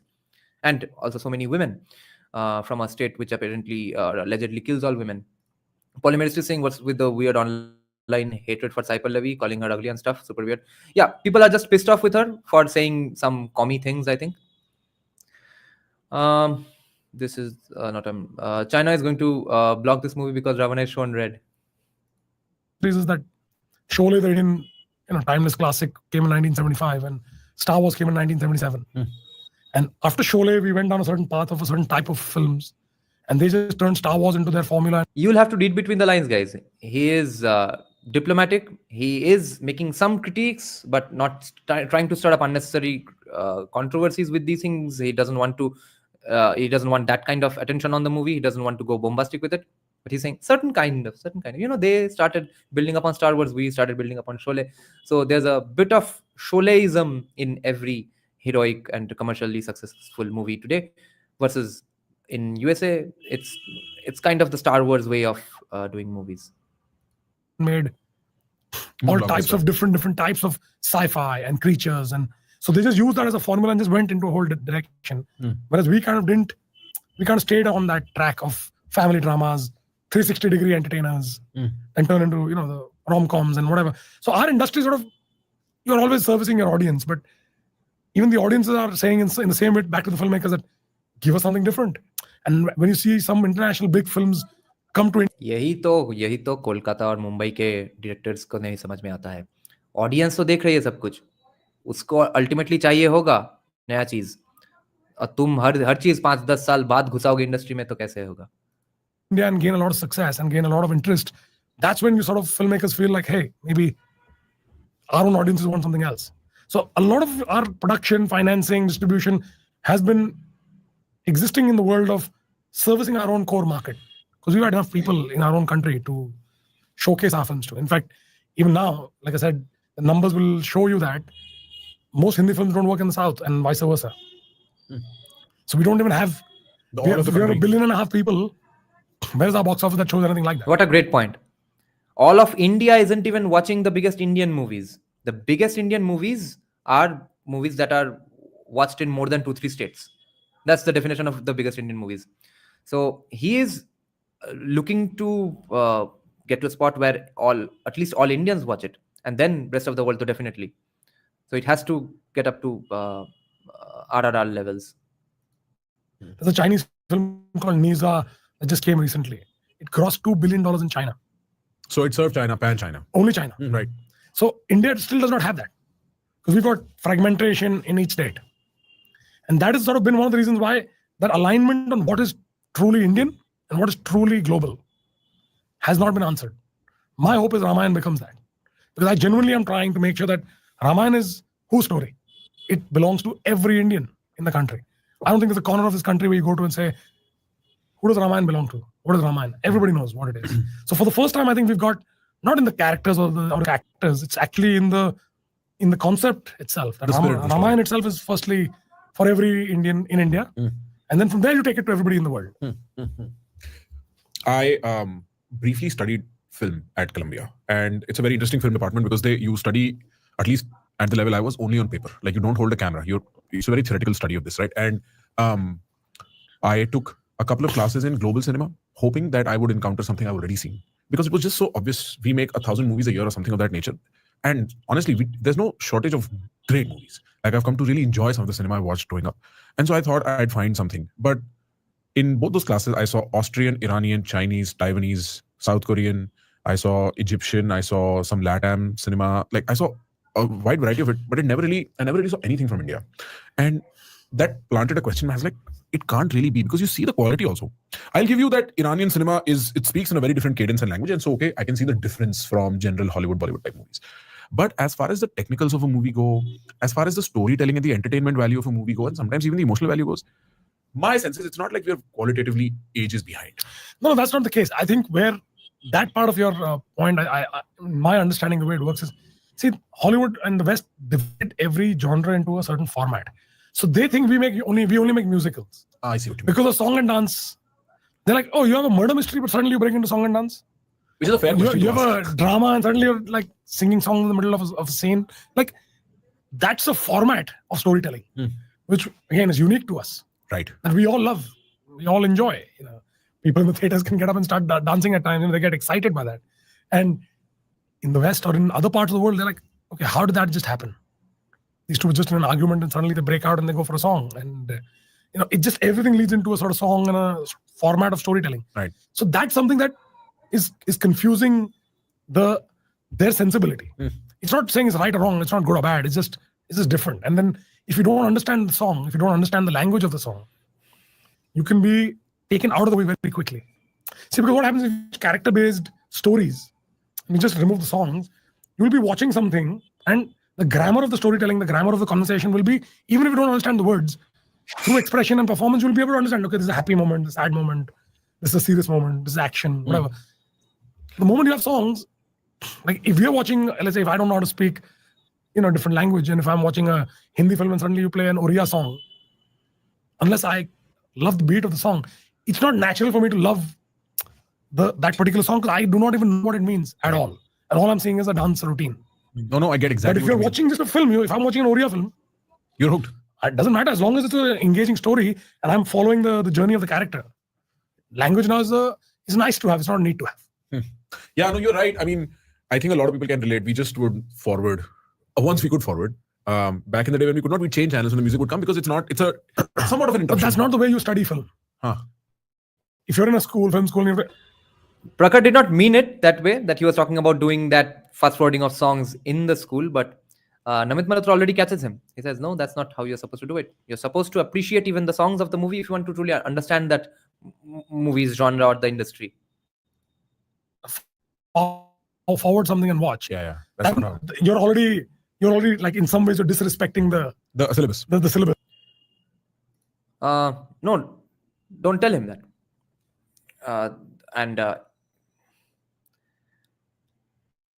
Why won't your children understand the difference between Ranbir Kapoor and Lord Ram? You share some blame in that, right? Do you or don't you? Your child is supposed to imbibe the values of Lord Ram from seeing the movie, and he comes home and imbibes the values of Ranbir Kapoor. Then, even if he didn't watch Ramayana, he would be in for a world of trouble if he follows the life of Ranbir Kapoor.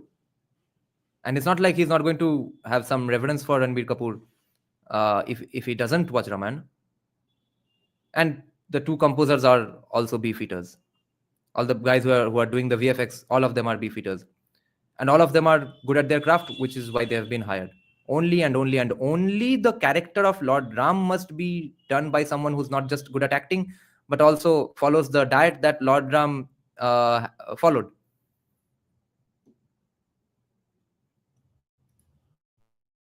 The subject has been given to you, just skip through 3 pages and said, let me just ignore these 3 pages. Which is the problem, which is not what. Whereas if you think about Raj Kapoor's time, when his song got popular, you'll meet a lot of people in Israel and in Russia and other places. When you say Mera Juta Hai Japani, they'll be like, oh, we know that song. Right. No, I've actually met some people like that. So because when they connect with the music, then they don't find it offensive. Then they're actually connecting with it. Then they like what they're hearing. I think it was shot at a Russian circus, no, in a Moscow circus. I think Mera Juta Hai Japani. I think there's something to that. My film trivia is not great, but I'm saying that may very well be. But the point is, it sort of lingered on. Like his music got popular. Raj Kapoor became popular for his songs. Interesting. I see. So that I'm saying. So then his cinema became a little bit more palatable for those markets because they're like, yeah, we get it. We're not annoyed by it. We're not confused by it. We actually enjoy it. Like today, if a Natu does well, all of America loves it because now that they've caught on to it, now it's not disturbing them. See, it's about being relevant. Imagine if you're watching an English film and they break into a rock song in the middle. A lot of people in India will be like, what just happened here? Right. Because even though it may be a great song, but if you don't like rock music, you're like, okay, I was just following the story. Carnatic rock इतना कम सुनते इसीलिए तो सब बोलते फिर रहते हैं कि वाड़ा रूपम is copied from नवरसा. जिंदगी में पहली बार हेवी मेटल का और कार्नेटिक क्लासिकल का फ्यूजन सुना और बोलते हाँ ये वो नवरसा जैसा ही होगा. उनको पता नहीं कि ये साउंड एटलीस्ट 20 साल से है इंडिया में, कितने सारे बैंड्स, कितने सारे जॉनरास हुए हैं ऐसे. But of course it was definitely inspired from Navarasa. Now they just broken to unless you go for a musical. See, that's what I'm saying. That for them, right? They're saying what is that? They're not clear about our format. Got it. That format is a big issue, and our Indian film. No, Dhyan, I'll have to disagree with you here because I understand the argument. They are not talking about eating any meat. They are talking about beef specifically. So it is an interesting demand to have, but where are you going to get those people who are like that? That's the problem. Makers, rightly so, have believed that that's our format. We like it. Our people like it. Our audiences love it. So why should we change it? Interesting. But then the question is, but how do you try and convince the audiences over there to love what your audience is like? Right. I get it. It's not right or wrong. It is just what it is. It's easier for an Indian to understand Spider-Man than it is for, let's say, a Westerner to understand an Indian romantic musical. Got it. So it's really like the format issue is actually that big a blocker, huh? I genuinely believe that. That's why we are saying our kids are watching anime, we're watching Korean, we're watching Mexico crime, and we're saying, yeah, language is fine, who cares? Right. It's got subtitles, I can understand what is happening. Right. But it's not taking you out of the story. I'm following the thread. I know what that character is going to do next. I want to know what's going to happen next. But if the next moment he breaks into a song and they go to Switzerland and then they come back, I see. like, okay, what just happened here? So if you're not following the train of thought, right, what is that all about? Interesting. Yeah, because you've got to wonder, like, what would it take for an Indian film to win an Oscar? Like, 1,000 films a year, at least 10% of them are very good movies. At least 10 of them are exceptional movies. And it, to an untrained eye, to somebody who's not part of the business or part of the industry, we're just left wondering. It could be this or it could be that. We are never quite sure. And it's a very interesting hypothesis. But that is the thing that I genuinely feel that where I feel Indian filmmakers are, and that's the whole point of being in the, when you're making a movie, it's the vision of the director. It's about what story you want to tell, right, and what format you want to use. There are Hollywood films that have won Oscars that are musicals. Like La La Land, did it get one? I think so. Yeah, right. Yeah. So there are lots of Chicago did very well back in the day. There are, Wizard of Oz. The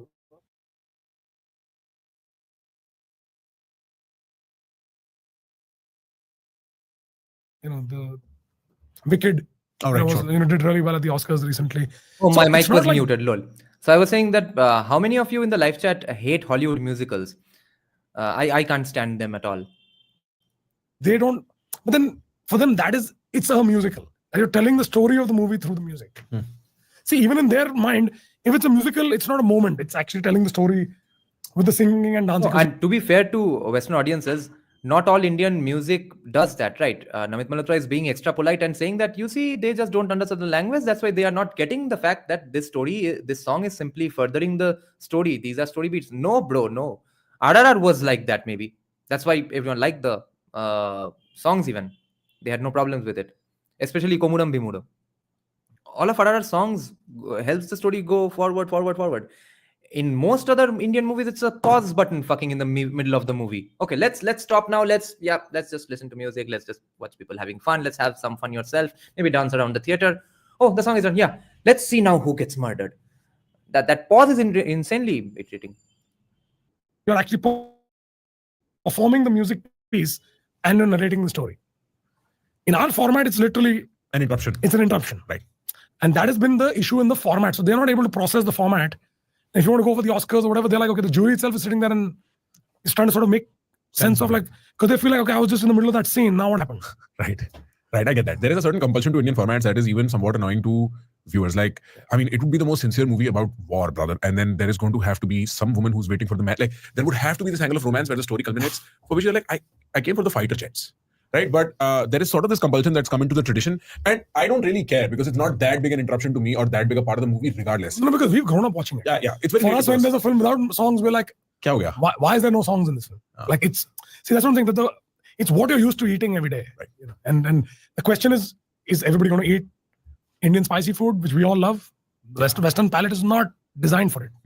Some of them can, but most of them can't. So you have to figure the spices out if you want to get everybody to say, why doesn't everybody in the world eat Indian food? Because I think our cuisine is the best. But because the spice quotient can be very hard for them. It can be an obstacle that they may not be able to pass. Yeah, because that's not the kind of food they're used to eating. Right. It doesn't mean our food is not good. It just means that it's so different that if you told them from tomorrow you're going to eat a high spicy diet, Indians can't live without it. And for them, it's like, I don't know how you live with it. Right. You said you worked with almost all big Nolan productions in the last decade or so. What is special about a man like Christopher Nolan, or for that matter, a Denis Villeneuve, that a lot of the young Indian directors, the next generation of sort of storytellers, visual storytellers, can learn from? So let me give you a blanket statement. Sure. Okay. And the blanket statement is there is only one Christopher Nolan in the world. There is nobody like him. Oh, and it's Denis Villeneuve. For some reason, I keep calling him Paul Villeneuve. Beyond talent. He's an unprecedented filmmaker, probably the finest filmmaker in a very, very long time that has come. And I'm not sure when the next Christopher Nolan comes. And I don't say that just lightly, because I've worked with all kinds of the most talented film directors in the world. It's not just the fact that I like his movies. It's not that. It's the discipline and the focus and the execution and the way he does it. I've never... These are the most fun parts of the interview, because this is an aspect about Christopher Nolan that I didn't know. Maybe if I was a director, if I had read up more on him, I would know. But this is something I heard for the first time, and from a guy who works with him. So the fact that he is apparently exceptionally good at managing the entire schedule, that's what a director is supposed to do, but a lot of directors aren't. And he never goes out over budget. These are extremely important skill sets. Don't be such a big, sensitive, fancy artist. इतना मतलब artistic Endeavour भी दिमाग में भरा है कि कोई rejection handle नहीं कर पाता है, कोई मतलब शेड्यूल में नहीं रह सकता है, कोई डेडलाइन मीट नहीं कर सकता है. That is why art is such a tricky business. You have to be right in the middle, dead center, in the border of sensitivity and practicality.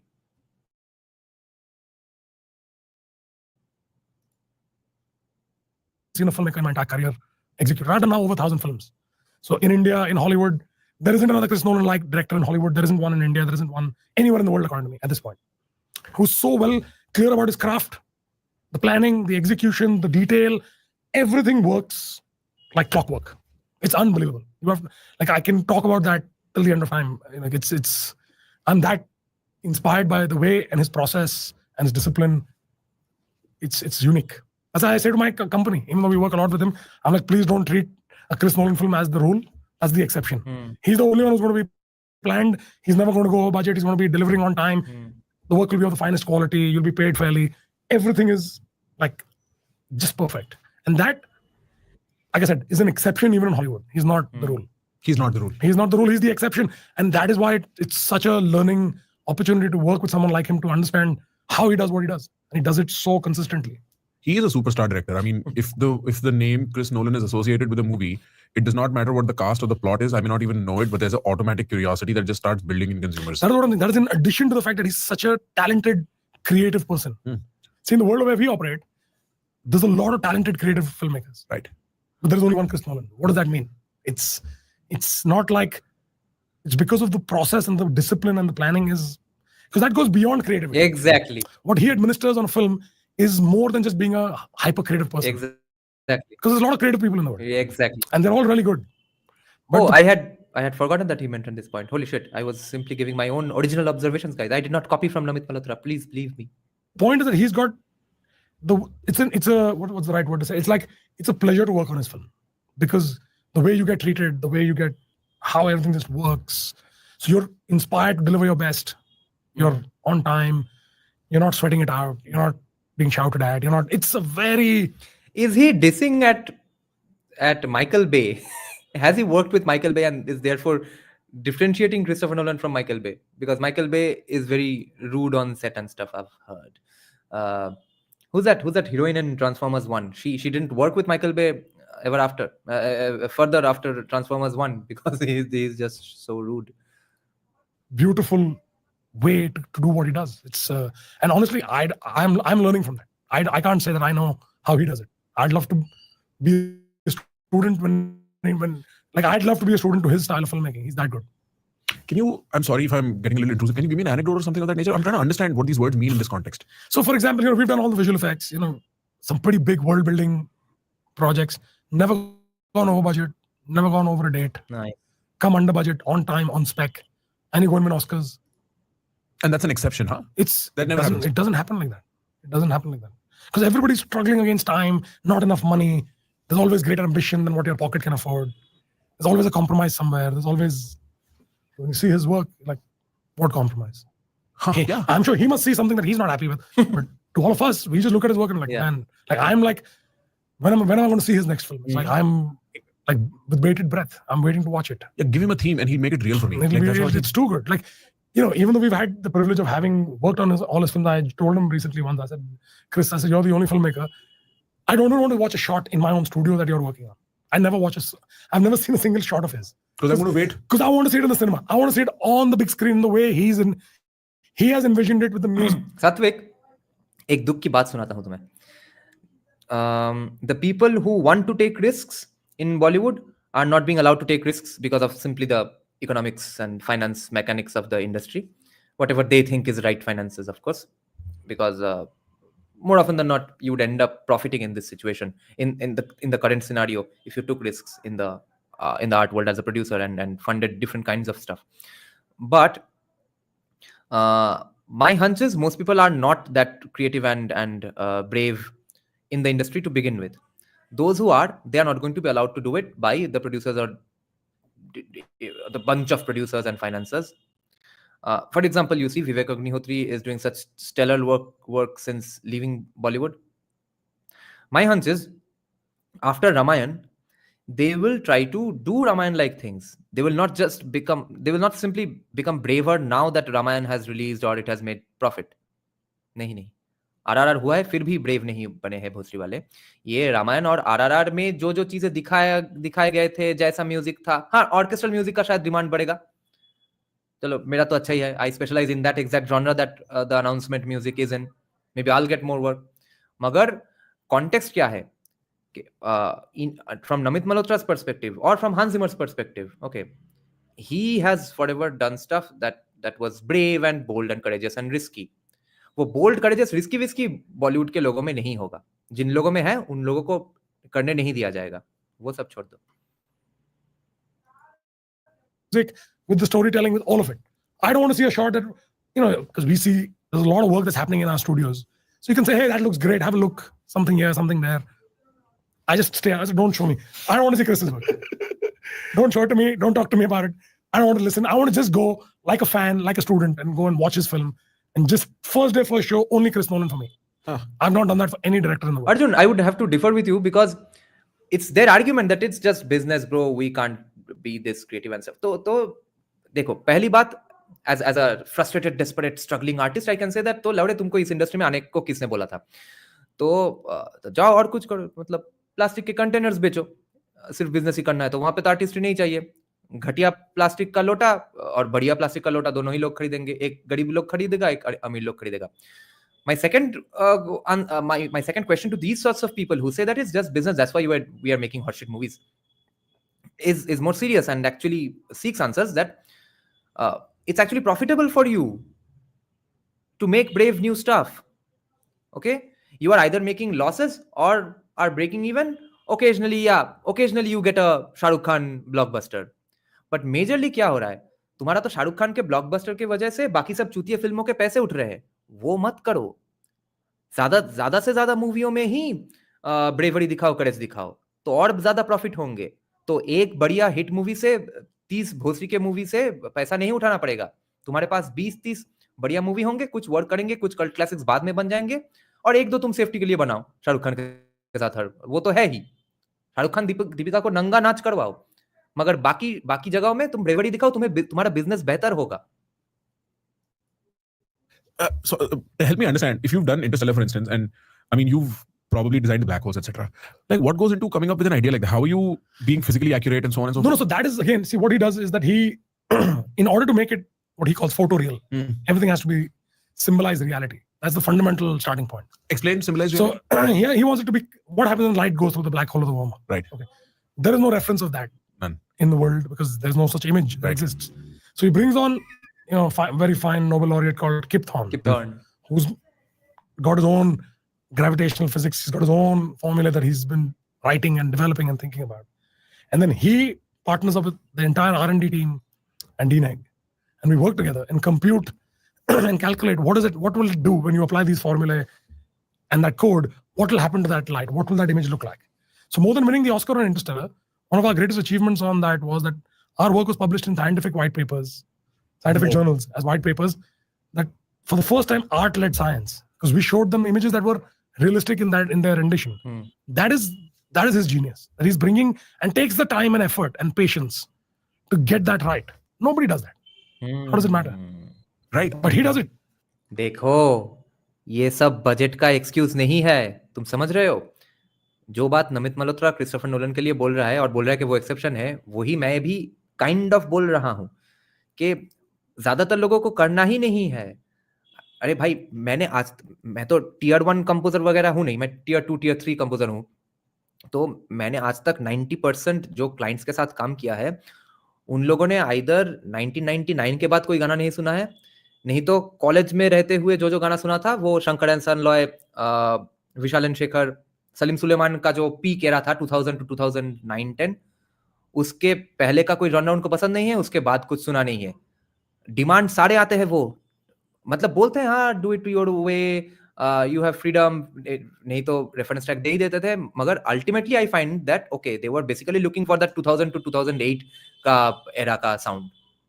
ऐसे ही संकीर्ण मेंटालिटी के लोग होते हैं यहाँ पे. काहे the biggest question I have never found an answer to working in with other artists and stuff, producers, etc., is why have you become a producer? Why have you become a director? Actors and actresses become actors just because they want to sleep with other people. I still get it. Even directors, producers seem to have gotten into the business just because they want to fuck someone. Otherwise, I don't see how someone can be this cowardly in every, like, I remember my old viewers will know the Singara series song in Kantara. There were some chord progressions that I had analyzed from this channel only and shown that, you see, in Kolkata's Tollywood and in Mumbai's Hollywood, even that chord progression of Singara Siriye would be fucking rejected. They would say, no, this is too dark, etc. This is not melodic enough. I'm feeling like this is a horror movie. और conversely उसके पहले के बॉलीवुड में देखो कैसे होता था, जबकि सिर्फ और सिर्फ राग बेस्ड कॉम्पोजिशंस होते थे, तब think of this melody. Does it sound like anything other than horror? But no, that's the melody of gungunate khil re bhavar, gungunar rahe hai bhavar. Okay, gungunar rahe hai bhavar. And you do that sort of a bold thing that, well, wait, the first half of the sentence will be da da da da, then da da da da da da. It's all of a sudden sweet and stuff. But no one is going to give you that freedom today to compose a song like Gungunare He He Bhavar in Bollywood or Tollywood, because they will say, no, the first 5 notes doesn't sound romantic enough. As if they are fucking experts in romance, okay? All of them are fucking their secretaries and interns and secretary, anyone they can fuck. And they are going to give us lectures on how romantic a song must be. And I'm going to get lectures on the chord progression, even the soundscape. Okay? Because it's not romantic enough according to them, the guy who has 50 girlfriends. तो भाई bravery, courage सिर्फ पैसों से नहीं आता है. That's the point. He save none. He does it. He wants that. There is a scene now, and I know I can credit you and your studio for it, where I think the protagonist enters, and then there is part of this matrix. He's seeing all his VFX. ये बोलते मत फिरो, मेरा career के लौड़े लग जाएंगे.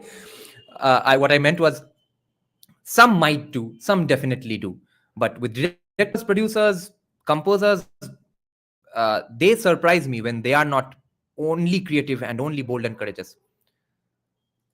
Memories show up.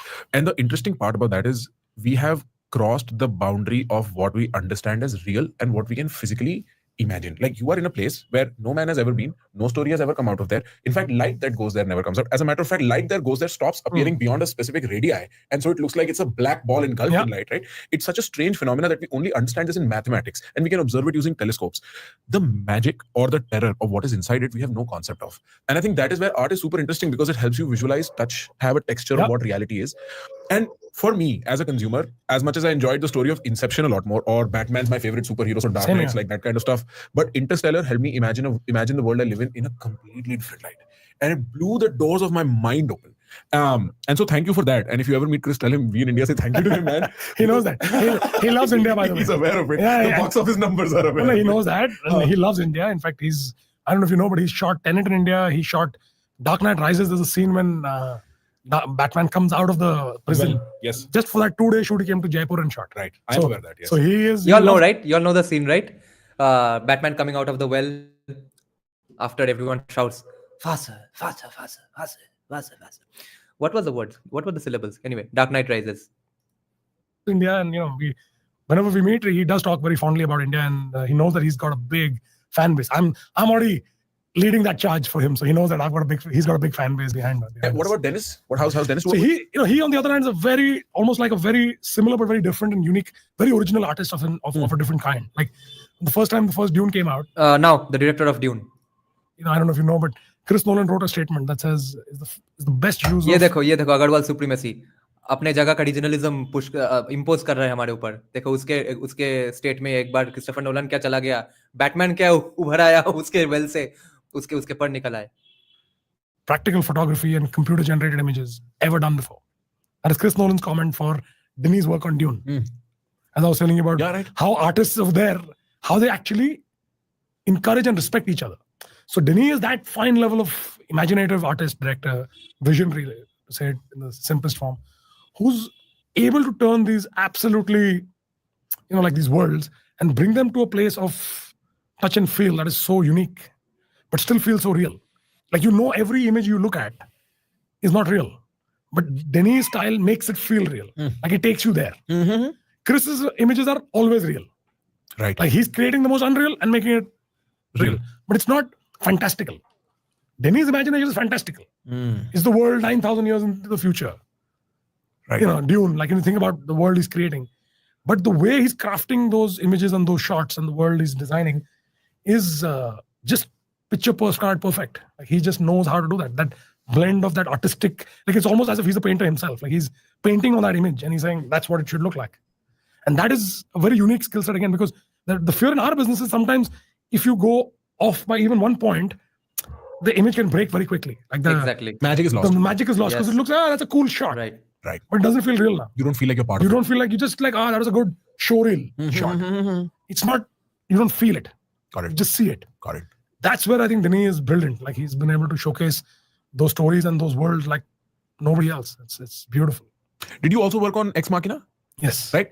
And I wonder, I mean, designing black holes, working on Ex Machina, and I'm sure at this point, And frankly, Maharana Wayne se yaad aaya कि Rajputs are the I think the key demographic for if there was ever one Batman remake, you know, कि Maharana Wayne जी हैं, सुबह को business संभालते हैं, resort संभालते हैं, palace resort बन चुका है और रात में निकलते हैं रोल्स रॉयस में लेके.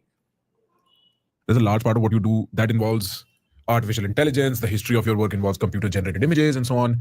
Do you ever sit at night drinking your evening tea wondering, bro, what the hell? Like, where is this world? Like, it's a lot of futurism you're dealing with. It's a lot of science fiction you're dealing with. It's a lot of world building you're dealing with. Does that invite personal thoughts about where are we going? Do you ever wonder that? How's that changing the landscape of our reality? See, the thing is that, for us, or for me personally, the journey that I've been on, what we're doing actually is almost, to hate to break it down and make it feel less interesting, is almost like, it's like bread and butter for us. We almost start most meetings with saying, let's do something that's not been done before. Like, what are we going to do this time? Right. So we are kind of coming to the drawing board saying, okay, they've done that. What are we going to do next? So that's almost your job right now every day, to think about what comes next. And that is the challenge, that's the opportunity, that's the fun. So it's not being nostalgic about what you've done, because I've not had that privilege yet. Sit back and look at my work. Yeah, you're Although, still running right you're now. still, really running, climbing, leaping. Exactly, right. We're trying to do many different things. So that's part that one is trying to. See, every time he is not smiling, the times he's talking about his career, he comes across as very, very real. In these sections, I don't have any doubt whether he's a con man or a visionary, because he adds climbing. He is trying to hint at the kind of insane zigzags he has had to go through to end up being here. Not had that privilege yet. Sit back and look at my work. Yeah, you're Although, still running right you're now. still, really running, climbing, Climbing, yes. leaping. Right. We're trying to do many different things. So that's the part that one is trying to, sort of draw inspiration from that. Okay, well, how are we going to do the next step? How are we going to do this now? That's the next challenge that a Denis or a Nolan or our top creative filmmaker in the world is going to come in and throw in front of us. And that sort of is what is the exciting part of my job. But I'm sure in a few years, when I'm older and grayer, I guess I'll probably sit back with that cup of tea and think about your question in terms of. No, I don't even mean as like reflecting on your own work, but more so as to the trajectory of the world. You see, it's an interesting perspective. I can ask a professor, what do you think where the world is going? I can ask a politician. Okay. Very rarely do you deal with artists who deal in futurism, who deal in imagining what the world will look like in the future. Now, Ex Machina is very unique because you see this AI branch of things and the way it is progressing. There is some probability percentage that the world looks like Ex Machina, where there is a sentient robot. There is a percentage possibility that it looks like Interstellar, where we've managed to do spacefaring to this extent. And Dune is very interesting in this way because I quote this very often. Dune is set in a universe where they tried computers, realized this is not for us, switched them off and went back to pen and paper, right? And so that takes the information technology progress to its far extreme and then says no. And so you're dealing with all these aspects as an artist, as a creative of the future. Do you ever wonder about the future? What is the world your kids will inherit and their kids will inherit? As in, I personally get excited by tech in general. So I don't fear it. भाई जिसके हाथ में 2.5 करोड़ रुपए का घड़ी हो उसे क्या डर. I'll take some good comments and questions from the live chat, okay? Ish's parents were killed by Afghan. Wait, where did the questions go? Yeah, Aniket is saying, why did he choose Ranveer and Sai Pallavi for the role of Rama and Sita?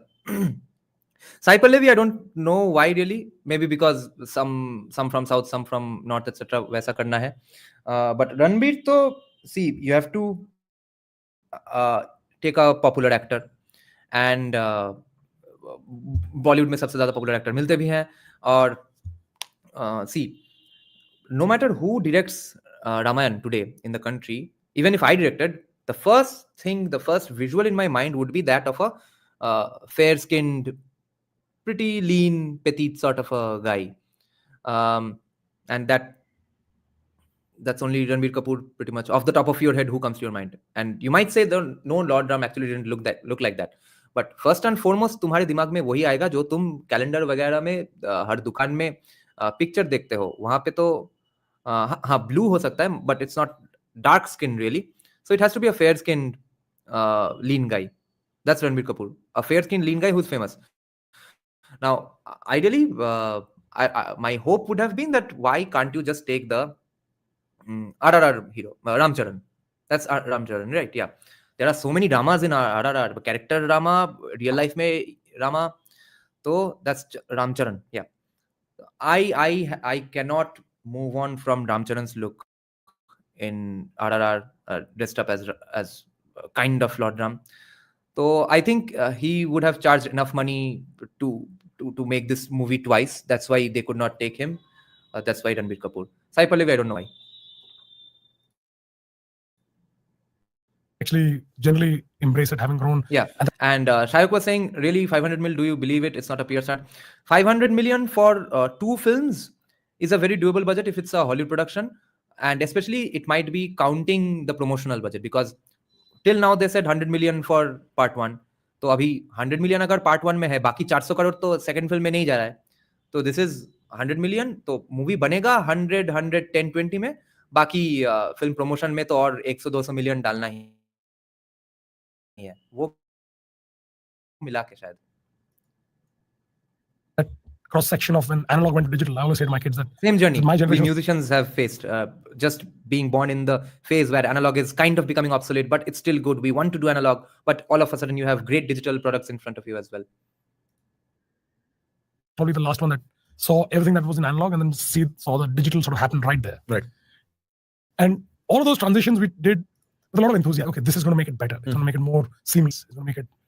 And while there's a part of me that still craves the nostalgia of analog, but I still generally believe that there is a certain progression that is happening, and ultimately we will find ways around it. Because I genuinely believe as an optimist that it's our own creation. We will do something to better it. Right. The world has been fraught with conflict and wars in our entire history of human civilization as we know it. So some of these things are going to continue, but ultimately there is no end to any of this. It's the next phase, the next war, the next weapon, the next invention that happens will again bring a new set of challenges, complexities, problems that you will solve. So I'm not troubled by it, because I just feel like that is evolution. It's like it's evolution of humanity, and I think that I'm not troubled by it. You're not troubled by that at Not all. troubled by What is your biggest fear, if I may ask? Polymerase. This is my favorite question to answer, bro.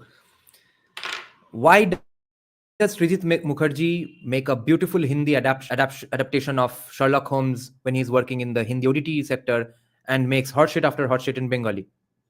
The same director. It's because the amount of time for which you can hire the VFX guy or the script writers or the screenplay writer or the music composer. Okay, if you hire Hans Zimmer, you'll have to give him $500,000 to start with. But then, if you ask him to, let's say, compose the movie in 2 days, that's a different conversation. And if you ask him to, and if you say that no, you'll work for 6 years in this movie on just my movie, you'll have to pay him for 6 years. That doesn't happen, no. So, for example, I get so many, like that example I have given previously as well, for a Bengali serial that never got fucking released. I did some of my best work for that serial's background score, but background score in name only, because I wasn't looking at the scenes and doing the music.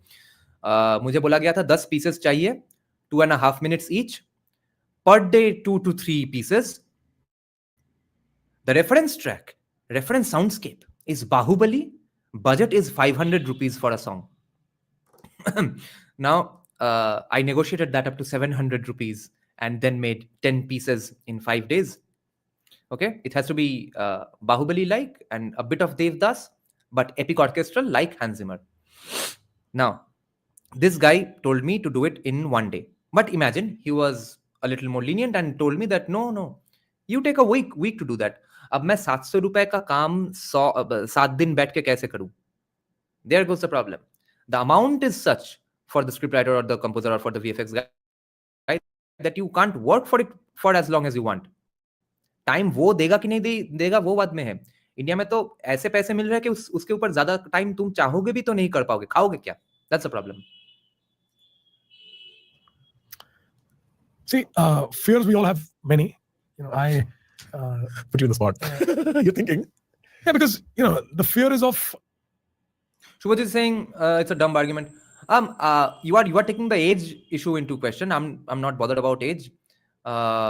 Age wise, तो कोई भी movie नहीं होता unfortunately, except Anu Datto's movies.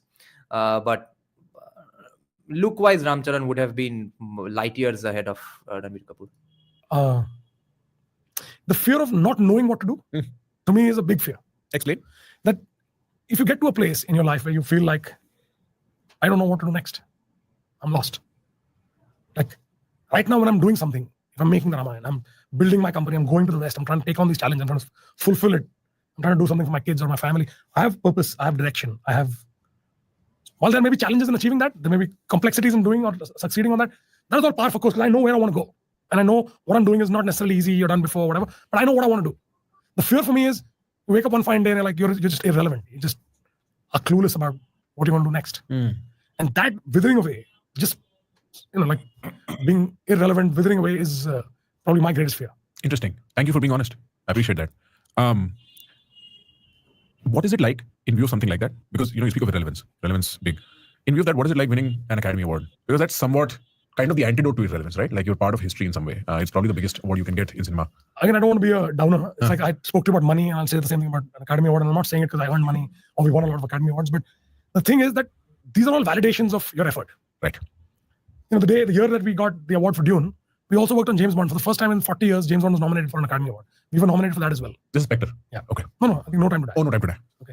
So in 40 years, James Bond... No, height doesn't matter at all because you'll just have to have everyone else proportionately tall.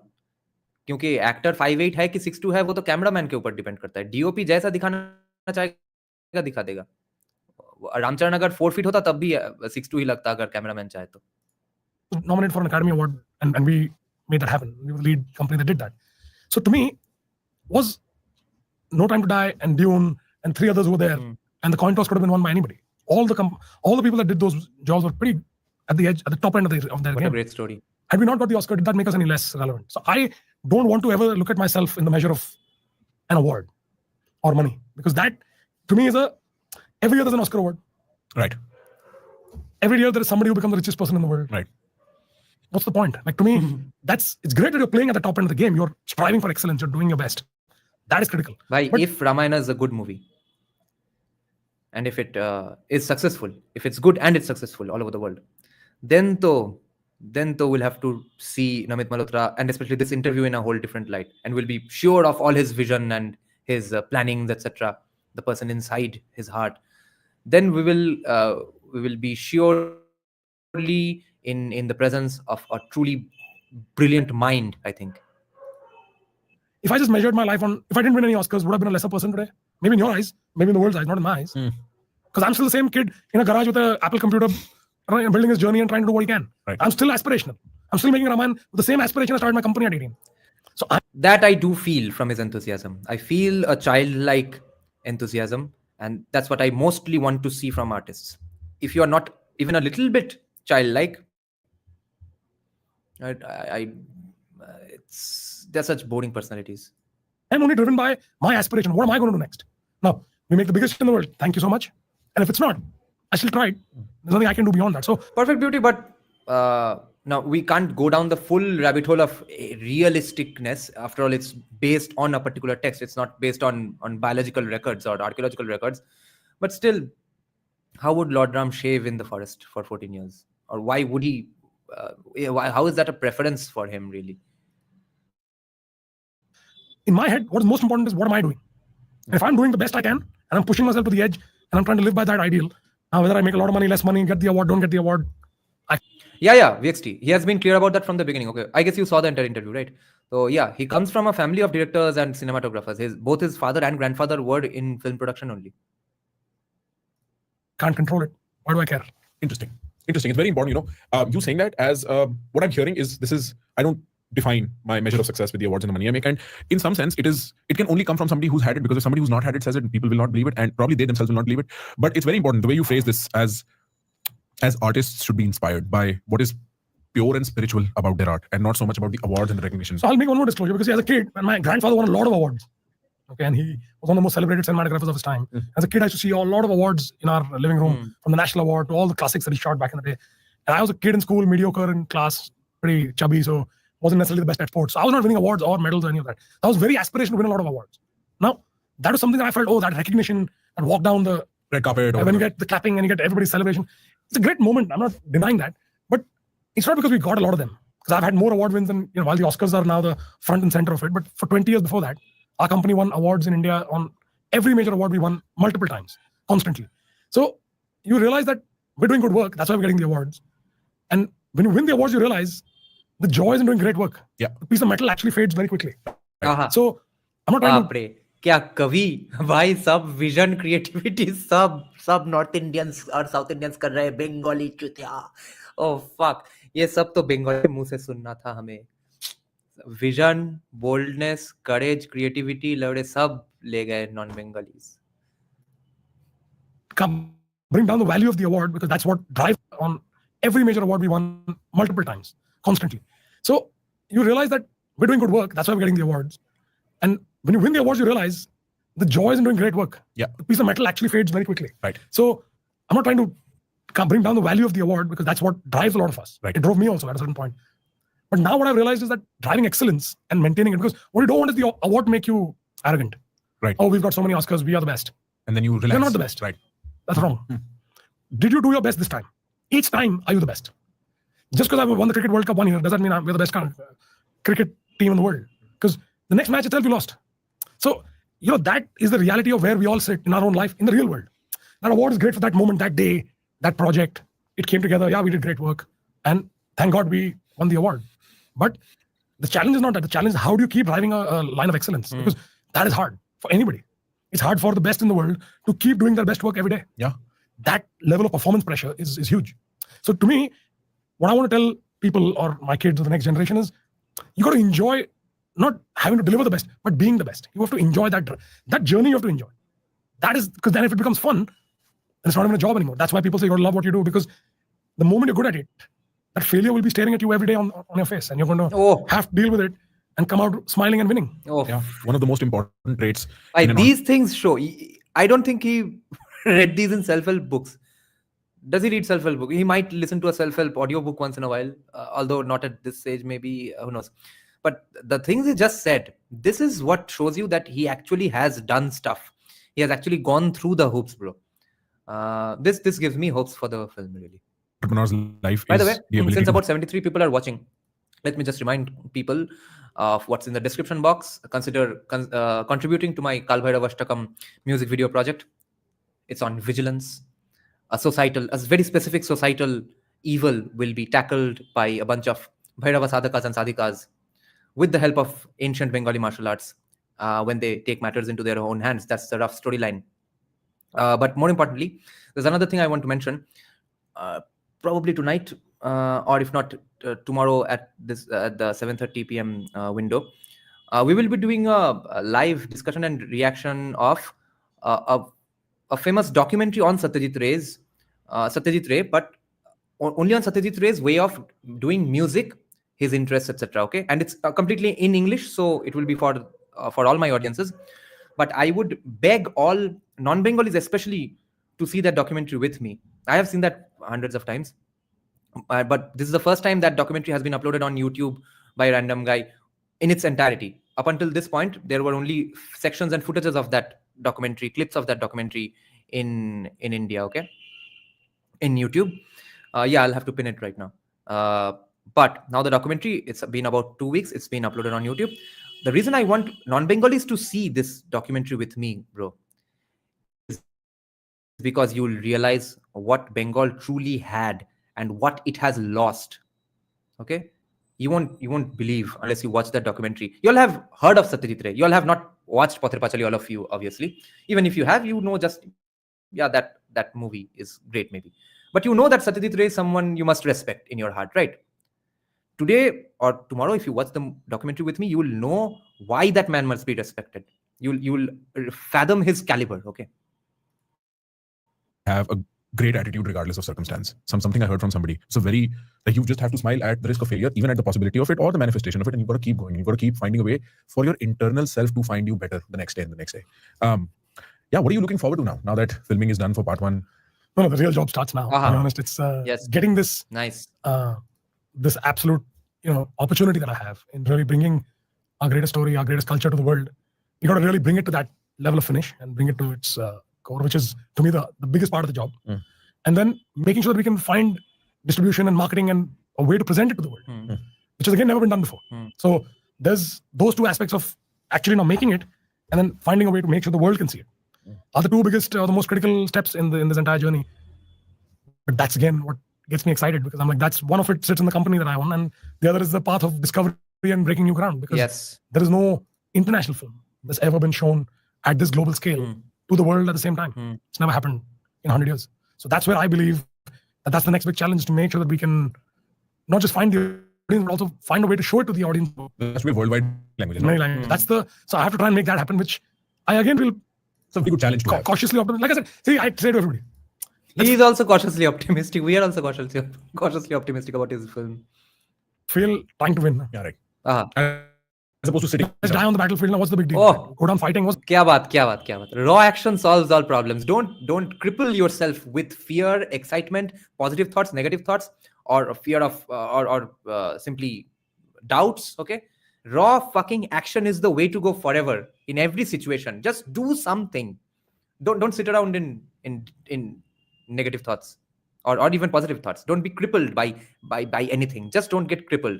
The main problem is with that normal people get crippled by whatever the thought. The problem. I tried to do the best I could. It didn't happen. Okay, but that didn't change my approach. If I don't do it, somebody else will do it. See, we all have to build aspiration and opportunity. My grandfather did something. My father did something. I'm doing something else. Hopefully my kids do the next thing. And it's not my kids, it could be any kid in the world. Ultimately, we're all of us are providing data to each other. If I can do it, you can do it. Sure. If I'm an 18-year-old who doesn't know much, can build this company and do that, so can you. That's the whole reason why there's such a proliferation of our startup culture, and our next generation is so confident and so strong, because they're like, yeah, we've seen it. We're not. I don't think the kids of India today think about, we were ruled by the British so many years. What does that mean? Yeah. There's no sense of slavery, or there's no sense of our history, or how submission, or none of that. And that is so good. Yeah. And that you can only see in the next generation. Right. No, aspiration is infectious. And that is the point I'm trying to make. That let's all push the line and get to a place. If I don't do it, somebody else will do it. As long as we get to win at the end of the day, that's what matters. Right. So 2026 Diwali, that's the reason, the first part. Yeah. Are you at liberty to say what part of the entire story the first part will cover and what part will be the second part, or no? Not yet. Okay. Let's keep that. There's a lot of stuff to come in trailers and in future communications. So we'll try. Yeah, no problem. I feel like it's also best for the audiences to be like, shit, this ended right here. Like, that kind of feeling is actually very enjoyable. The magic of cinema with spoilers or having some things here and there leaking, it's not as fun. So yeah, we'll maintain that integrity for them. Is there a question you have for me?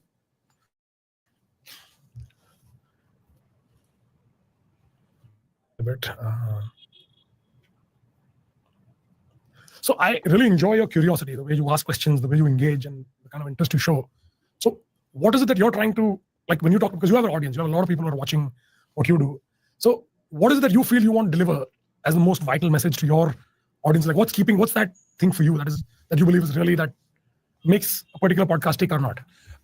So I'm assuming you're asking about what is primarily the messaging I want with my audience. Is that the question you're asking? Yeah, and what do you feel is like you come on and say, that was a great conversation, because you feel like you've done well for your followers, like who are watching it. Like what is it that you're hoping to deliver to your audience? Yeah. So there's a few sort of internal principles I follow. If I enjoy it, anybody who watches it will enjoy it. Your internal state gets mirrored by the people who are watching, right? And so there's one that. Two, generally it's a matter of me and the guest lining up on what people colloquially call vibes, but basically it's grammar. Like if you understand what I'm saying in one go and I don't have to repeat and explain myself and vice versa, then we'll probably have a great conversation regardless. Sure. Number three, as far as what should be the messaging of what I do, last year I took out the time to have that messaging be, how are you related to your family and how are you grounded in your reality?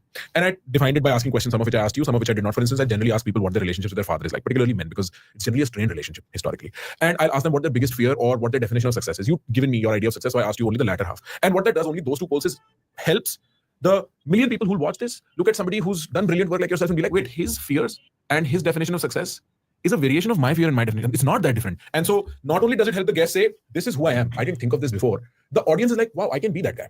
And so those were the two poles I was trying to attack. Now I'm in a very privileged position. I think part of it is genuinely the blessings of my grandparents. Now I have a huge audience and now I am ready to install messaging. And because I've had exposure in the West, because India is at this beautiful opportune crescendo moment where we're building fast, we're being heard, we can produce global tier products in every sense of the word. I feel like I want to find a way to take the Indian point of view to global discourse. And what I mean by that is, like, if you listen to the strongest voice in the world in media, that's Joe Rogan. Joe's great, but he's America first. And if you think of internet as a geography, not as necessarily a technology, the largest number of people on the internet are Indians. We have 40% of the free internet mass. The largest export that India produces that nobody recognizes is content. Can we find a way to create power in that? Can we find a way to create soft power in... Do we export it? I think grammatically speaking, we can be said to export content only if it's watched by the entire world. And Prakhar Gupta, I think, would be the first to agree with me if I said that he had a rude awakening when even his international guests, who otherwise get 5 million, 10 million views when they go to Joe Rogan, did not get, I think his interview with Eric Weinstein hasn't even crossed 1 million. So Indians don't watch foreign stuff and foreigners don't watch Indian stuff. Not really that much. Stories, conversations, ideas that go from India to the world, which is why I loved a lot of what I saw, because I'm finding out inadvertently that you've been doing this for the last 30 years of your career, which is why I really enjoyed this conversation. And I appreciate hearing what it would sound like 30 years later for myself as well, or 25 years later for myself as well. That's what I'm trying to do. Now that I've found a way to speak to a large number of people, I want to find a way to take Indianness global, if that makes sense. Sure. Maybe it's too naive. No, it's not naive at all. In fact, I'm glad to hear that you've got good, strong, clear perspective on it. And you've got a mission, like I said. The fear is not in what should I do, will I succeed? It's in I don't know what to do. Right. And there's a lot of people you'll meet in your life who will ask you the question, I don't know what to do. I've been that guy. I know what to do. That fear is the point at which you're just like, where am I? What do I do? Nothing is better than a man on a mission. Like I said, die in the battlefield, that's fine. Like you're going to go and discover something more about yourself. Right. It's when you don't know where I want to go. Right. That's the biggest fear of any person, I think. And so when you're speaking, I'm like, okay, I think he knows where he wants to go. He's driving the conversation in that manner, in a constructive, proactive manner. It's not. So you're helping build on that in a structured messaging way so that people can absorb that, digest it and say, okay, if I follow this train of thought, I can get more than just a logical flow. It's not like, oh, you just heard a very smart person talk. Right. Because a lot of times you don't understand smart people. Right. So you have to build that EQ versus IQ balance. You try and build that balance in that conversation so that, because the average world is simple. They want easy stuff. Like, don't complicate it for me. Right. The data is very telling on that kind of stuff. Don't Don't give me hyper complex words and don't try and suddenly be so cerebral that I'm like, so this bouncer boss, I didn't understand half of what you said. It just sounds very smart. Right. But it's not for me. Yes, right. Media has a way in which it humbles all of that, right? So you need to have that connect, emotional, interpersonal, because that's what ultimately all humanity is looking for. That is, how do we connect? How do we enable? How do we... Here's a red flag. What if he knows it? What if he knows that these are the reasons because of which this particular YouTuber sitting in Kolkata finds him to be a green flag? And he has found it from some self-help book or from some PR firm who have crunched data and numbers and know that saying these things work among these demographics, and therefore saying these things and is actually going to make a bad movie. Collaborate. How do we create? That's the part. So I think anybody who's creating that experience, whether you're creating a point of view, whether you're creating, a thought for someone else to be like, I heard that podcast, I listened to him, and I learned something, I feel inspired. That's a big positive trigger. I appreciate that. I think. And yeah, I appreciate that. Thank you so much for those notes as well. I want to actually say this on record.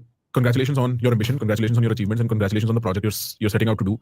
I am pretty sure you're aware of the pressure that rides behind it, not monetarily, but as far as the aspiration of 1.5 billion people go, and maybe even more. From the looks of it, it looks very promising. I think it will deliver more than what it promises, and that's always a great place to be. And if there is anything we can do in me, my colleagues, anybody I know that I can help with, in bringing this story to the world, man, I'm happy to do that. Thank you so much for taking on this very ambitious project on behalf of all of us. Thank you. No, I love that. Thank you. That's the good energy that we all can do more with. Thank you, man. Thanks. So guys, I'll now open the discussion up. I'll share the joining link for the members of the stream, and you can join and tell me what are your hopes from the movie, what are your concerns from the movie, and how did you like the podcast? Okay, let me just share the link. I'll put it up on the members only visible community post. Okay, take it up from there. And I'll be taking the live chat questions as well, of course.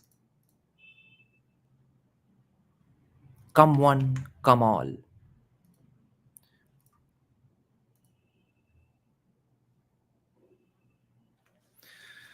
Yeah, done. I've refresh and go to post the members, okay? Now, let me see some comments. How big is India as a market for Hollywood movies like Marvel and DC? I know China is the second biggest. India is pretty big. I was talking about just the podcast, just the podcasting space. What's your opinion on Yash's cast as Ravan given his popularity? I really like the idea of Yash as Ravan, and especially with lots of beards and stuff. I didn't like the just that particular scene of why is it lagging now? Okay, the internet is so bad I can't do the Satyajit Ray documentary reaction today. So I didn't like that particular scene of Ravan. I think the look can work out. We didn't really get to see Ravan, but I don't like seeing all same sorts of colors in one frame. Okay, it was the background was dark. Yash's hair is dark, and he's wearing a goddamn black shawl. That was annoying. That was nothing special, nothing Hollywoody. That's the problem. Just rewatched Adipurush Nightmare last week. Lol. I support Adipurush. Yeah, Adipurush matters. Oh, our old friend Academic Man is here, and he's saying, and it's being told they will need to connect their mic cam before you can add them to the stream. Okay, let's see if he can add. He's having some technical difficulties. Oh, yeah, here he is. So, what do you think of the trailer, Academic Man? Oh, I absolutely loved it. What do you think of I this think podcast? What do you think of Namit Malhotra? The little that I heard, I think this guy is dedicated, but more than whether people are dedicated or not, or this and that, and whether I even don't care about if the look part which you guys are talking about so much, right? Like whether Lord Ram had a beard or not. I think more importantly, if our lore is being invested on by Hollywood at this level, I think that's the most important thing. Lol. Like I said, like I've been saying, like you got to capture power from inside, or you have to make your like look at the Japanese, right? Like they made movies on samurai, which we watch all the time, movies, series, वगैरह वगैरह. Samurai कौन थे? हमारे यहाँ what Brahmins and Kshatriyas they were there only.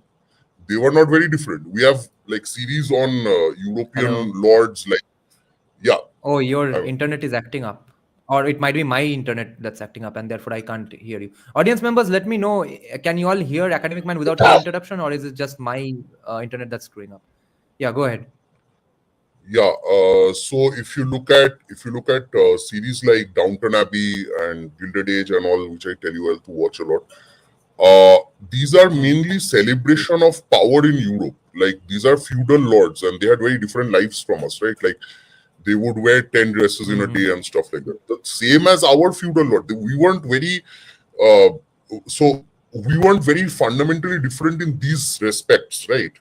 But our culture was abused so much, not just by the West, but by ourselves, that we refuse to think that our culture can be beautiful and can have aesthetic appeal and look nice, have a ton of nice what can I say, visuals and all. We like the imagery that the Marxist filmmakers and all have put in our mind is Brahmins are evil, our feudal lords are evil, etc. That kind of thing. So that's why I think that these kind of projects are good. Even if Pratik Borade is angry at it and all, this is the whole reason we missed out on the Ramayana of the Japanese. Okay, this is the whole reason. We were nitpicking too much while they made one of the best movies of the time, right? And which ultimately entered the cultural zeitgeist of India later. Now we all have watched it. But tab agar we would have supported it properly instead of trying to ban it. I think that the pride in Ramayana, which the left keeps trying to destroy, right? Like what they asked, like caste hai Ramayana mein, ye hai, Ram is a horrible man, this guy, this, that crap, whatever. Bhai, nobody tells the samurai that they were horrible men. Okay, yes, I mean academic discourse mein aata hai. But when you watch a movie on when you watch Akira Kurosawa's movies, you don't think, when you watch Kagemusha, you don't think that the samurai were casteist people. You don't think that. You enjoy the movie, right? So that's the problem. Like if you don't have aesthetic art, you don't have a lot of appeal to the masses and the young people. And I think if this movie is what they are planning it to be, at least from the trailer, I love it. Even if, it does not live up to the expectations of Pratik Borade and all, it doesn't matter. Aesthetic karo, फिर लोग बाद में जाके रामायण कुछ पढ़ेंगे, चर्चा करेंगे, then we'll think about it. But if you don't make it aesthetic and beautiful, you're just going to make it some C-grade crap that nobody wants to watch, right? And then ultimately, it's going to be one of those 10,000 black money white karne ka movies, which ultimately is bad for our culture. So exactly why I think that this is so important. This is so relevant. Yeah. You can stay on Academic Mind if you want to. Or you No, can I think add, or you let can the others speak. I this is what I want to say before, anyway, ठीक है, but and we'll have some sessions later on this. Yeah. Okay. Bye. Okay. Go ahead, Anand. Anand is muted. Yeah, sorry, I just muted myself. Yeah, go ahead. No, I'm hopeful for the work, right? But I'm a little worried about the critics, because I've noticed everywhere in the world critics ruin movies that could be good. I don't want critics anywhere near movies. Like they're the Please problem. continue, Anand. I'll just be back. Sure. So my worry is that what critics do is they take a very narrow view of what they want, and then they literally apply it on everyone. And then because they have so much reach, they basically gaslight everyone into believing that they're right. So, for example, I think Pratik Borade's criticism of Brahmastra was quite decent, but then he went to a different tangent itself, like about the actors and stuff. Like clearly there was some issue with, but you can see the graphics was phenomenal work, right? And we need that kind of tech in Indian movies more often. And we need filmmakers who want to invest that kind of money, because if they don't get the return on the investment, they'll make stuff like what happened in Adipurush.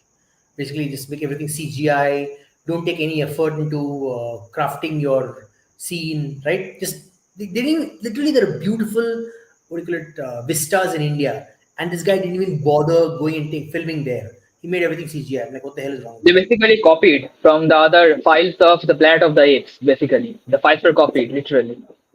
Not just copying, it was literally like as if you took like a 1990s comic book. It's PS2 graphics. It's like, what the hell? Why is the monkey looking? When I saw the trailer, I was like, this is gonna bomb. Then someone said they will redo it. I'm like, doesn't matter. Even if you redo it, it's still gonna be shit. So I knew Adipurush is not gonna do well. But that time said when they saw the rest. Well, I have a question for you about this, Anand. Let me play the devil's advocate here about the traditionalist view that our avatars should not be depicted with humans. So what do you think about this? Should we move towards the animation route or this live action route? What is your take on this topic? You can do both. To me, I have no choice in there. I want the story to be nice. I want it to be well written. Like, so for example, when they frame, I don't want this woke framing of the Ramayana. I don't like, oh, let's go full woke. I don't want that shit. I want it to be accurate. I want it to be filled with clearly laying out why the characters did what they did and why it is in consonance with Hindu dharma. Like, it's very important. My problem is that even if they go that route, I think they're going to screw it up in the interpersonal relationships between the characters and all the, non-fight scenes. The fight scenes are okay, you can manage them with CGI and craftswork, stunt work, etc. But the actual gist of Ramayana lies in the wisdom of the characters and the interactions. Yes. I think that requires extremely good filmmaking. No, that's exactly my worry is that if you forget about my mustache, stop talking about mustache, talk about the movie, please. So, no, what I'm saying is, so take for example Rama's accepting of Dashrath's. They say that you have to go to the forest. In a Western framing, listening to your father just because he said something is unacceptable. It's like how can a parent demand you just leave and you just leave? You follow rules, right? If they explained clearly what Rama's dharmic attitude was, that is critical more than anything else. To me, whether Ravana was evil or not is not relevant. It's a Ramayana for a reason. It's about Rama's character and how it's framed versus our dharmic ethos. Ravana is incidental to show how Rama was in spite of all the difficulties he went through.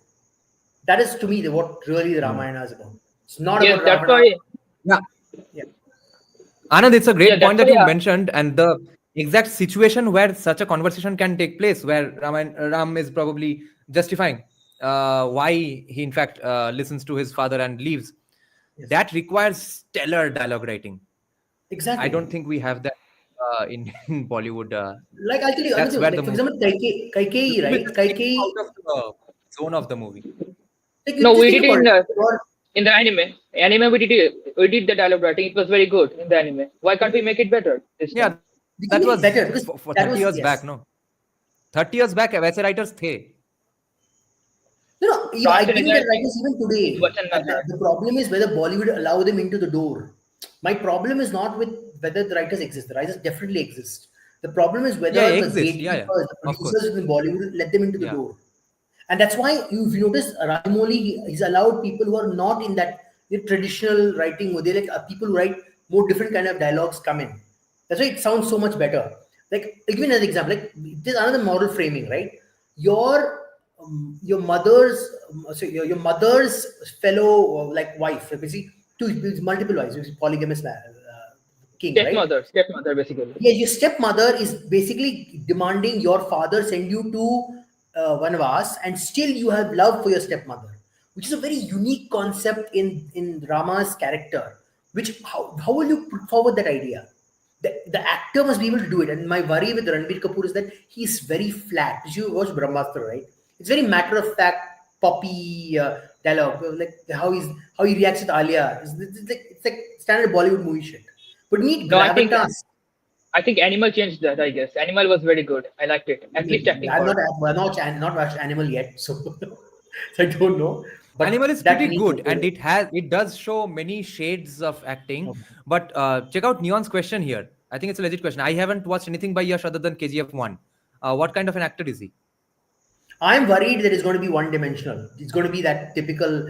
I am muscle man. I will smoke cigarette and I'll light it on a I'm thing. And 24/7 just angry with Ram. I just want to kill Ram. वही सोचता रहेगा रावण पूरा Which is दिन. not what Ravana is. Ravana is evil because of his inability to handle his negative nature. Like I he think may be- you all overestimate Ravana. He was a comic book evil character in Ramayana, in my opinion, because extremely evil he was in Valmiki's Ramayana at least. We you put see in layers, the KGF. put layers on him just to justify his actions in a way that he was very learned person, he was good in music and stuff like that. I think that's the whole and the debate, a political debate, so to speak, from the north and south divide comes into that picture after that, eulogizing Ravana. I don't usually Ravana should not be eulogized. Ravana should I be know what you framed mean. I know as what you mean. no, Ravana should be framed as an extremely competent king who had problems, like significant character problems, and that brought his downfall. Right? It is the same thing with Kamsa. Kamsa was the uncle of Krishna, but Krishna had to kill his uncle in spite of family connections because his uncle was evil. His uncle was bad. So you have to literally. It's important to frame these difficult choices because all our stories are about difficult philosophical choices, right? Even Rama, when he's fighting Ravana, I think few times he's like gives Ravana a chance to surrender and to stop his behavior and give back his wife, but he does not. So that's what you need to frame that is what evil is. Evil is when you have been given choices, you are being counseled by your betters, including your father, your brother. You see, all his family was telling him, stop behaving like this, stop this war, your people will suffer, give him back give back the wife Sita and stop this nonsense. And he didn't listen in spite of Okay, that. guys, He kept losing his family. is Ravana layered or not? I'm going on getting mixed descriptions on this. I think Ravana is layered in a way that is not very much as deep as people make it look like. Ravana was a layered character because he was wise. He was an extremely competent king. During his reign, Lanka shined like no other. But at the same time, we must understand that Ravana was extremely evil. I mean, Yes, he exactly. literally ravaged women for his fun. Ravaged Yes. women. I know I don't want to use that word, but you know what I mean. And Yeah, that's how he got cursed. You have to frame that. That also must be made very clear. So that is my point. It is like how you take this what is Weinstein guy who got into trouble? Epstein. Harvey Weinstein, right? A lot of people respected him, but he was a piece of shit, right? It's like a lot of people may respected him, but he was a piece of shit. You have to clearly make that reasoning very clear. And people may all the Dravidian gangsters where you go and say, oh, Ravana great, but he was a piece of shit. You got to show that very clearly. Very important. And I have a bone to pick is that if you show actual Valmiki Ramayana, it's going to become R-rated actually, because the war scenes are going to be so gory. Because in Yes. Ramayana, actual Valmiki Ramayana, he mentions how gory the scenes become, how much bloodshed happens in the war. At the same time, Ravana speaks of those words. I can clearly remember one scene where Ravana's courtiers are telling him to ravage Sita like a hen is ravaged by a cock, a rooster. That kind of scene. It's clearly written in the verse. So And it I feel very. it also busts the caste narrative, because if you look at Ravana's lineage, it is very prestigious.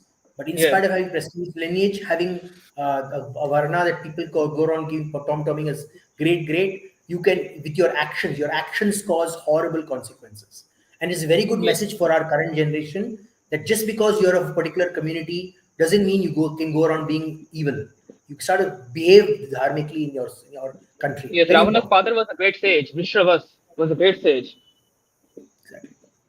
What about Rishabh Shetty? Should he have been taken in at least some I would have role preferred. in I would Ramayana? have preferred a Kannadiga actually as Hanuman. No, here my Because one question I have for both of you. What do you think they are going to take the route with the looks of the Vanaras and the bear people and the monkey people and the other people, other tribes shown in Ramayana? Will they take the See, I have no preference, but as long as it looks like they are framed in their combat correctly, they cannot be framed as comical. It has to be like serious warriors, right? Serious organized society, because the Vanaras were not just tree dwellers. They were serious. Yes. They are not monkeys, they're human beings just like us. We should stop calling them monkeys at least. Yeah, Vanar. Yes, forest monkeys. Forest dwelling people. Yes. But my point is that I want to see that incredible culture of their society, which has not been currently. There is footnote, right? To be very clear, those people helped Rama search for Anand, you are muted. in four directions. Four directions. They were sent in four directions. And that's incredible sophistication of that culture to have achieved that. They came back saying we can't find her. Remember, they went in four directions, completed the task, and came back saying we can't find her. Sorry, we fell off. Rishabh is Tuluva, not Kannadiga. It doesn't matter to me. Right now in our country, everyone is the same. You can cancel the like linguistic states, and I'll call Rishabh Tuluva. Yeah. Now, who was it? Mushin or something. Now, his question was very deep and dark, though. What do you think is going to happen with Hanuman's and the Vanar's looks? I think it's going to. It's tough to do justice to that. That stuff can't be pulled off in live action stuff. It did a good job in It has to be done in animation. What is that one? The one in the Ramayana, the one, the old The animated, Ramayana. no. They did a good job. They did, no, not the animated one. The one from the TV series. They did a good job. I think that's quite good. Just do the makeup a little better. I would argue you remember it as good because back then you watched it when you had no other reference points. I watched it Today recently. you won't like it.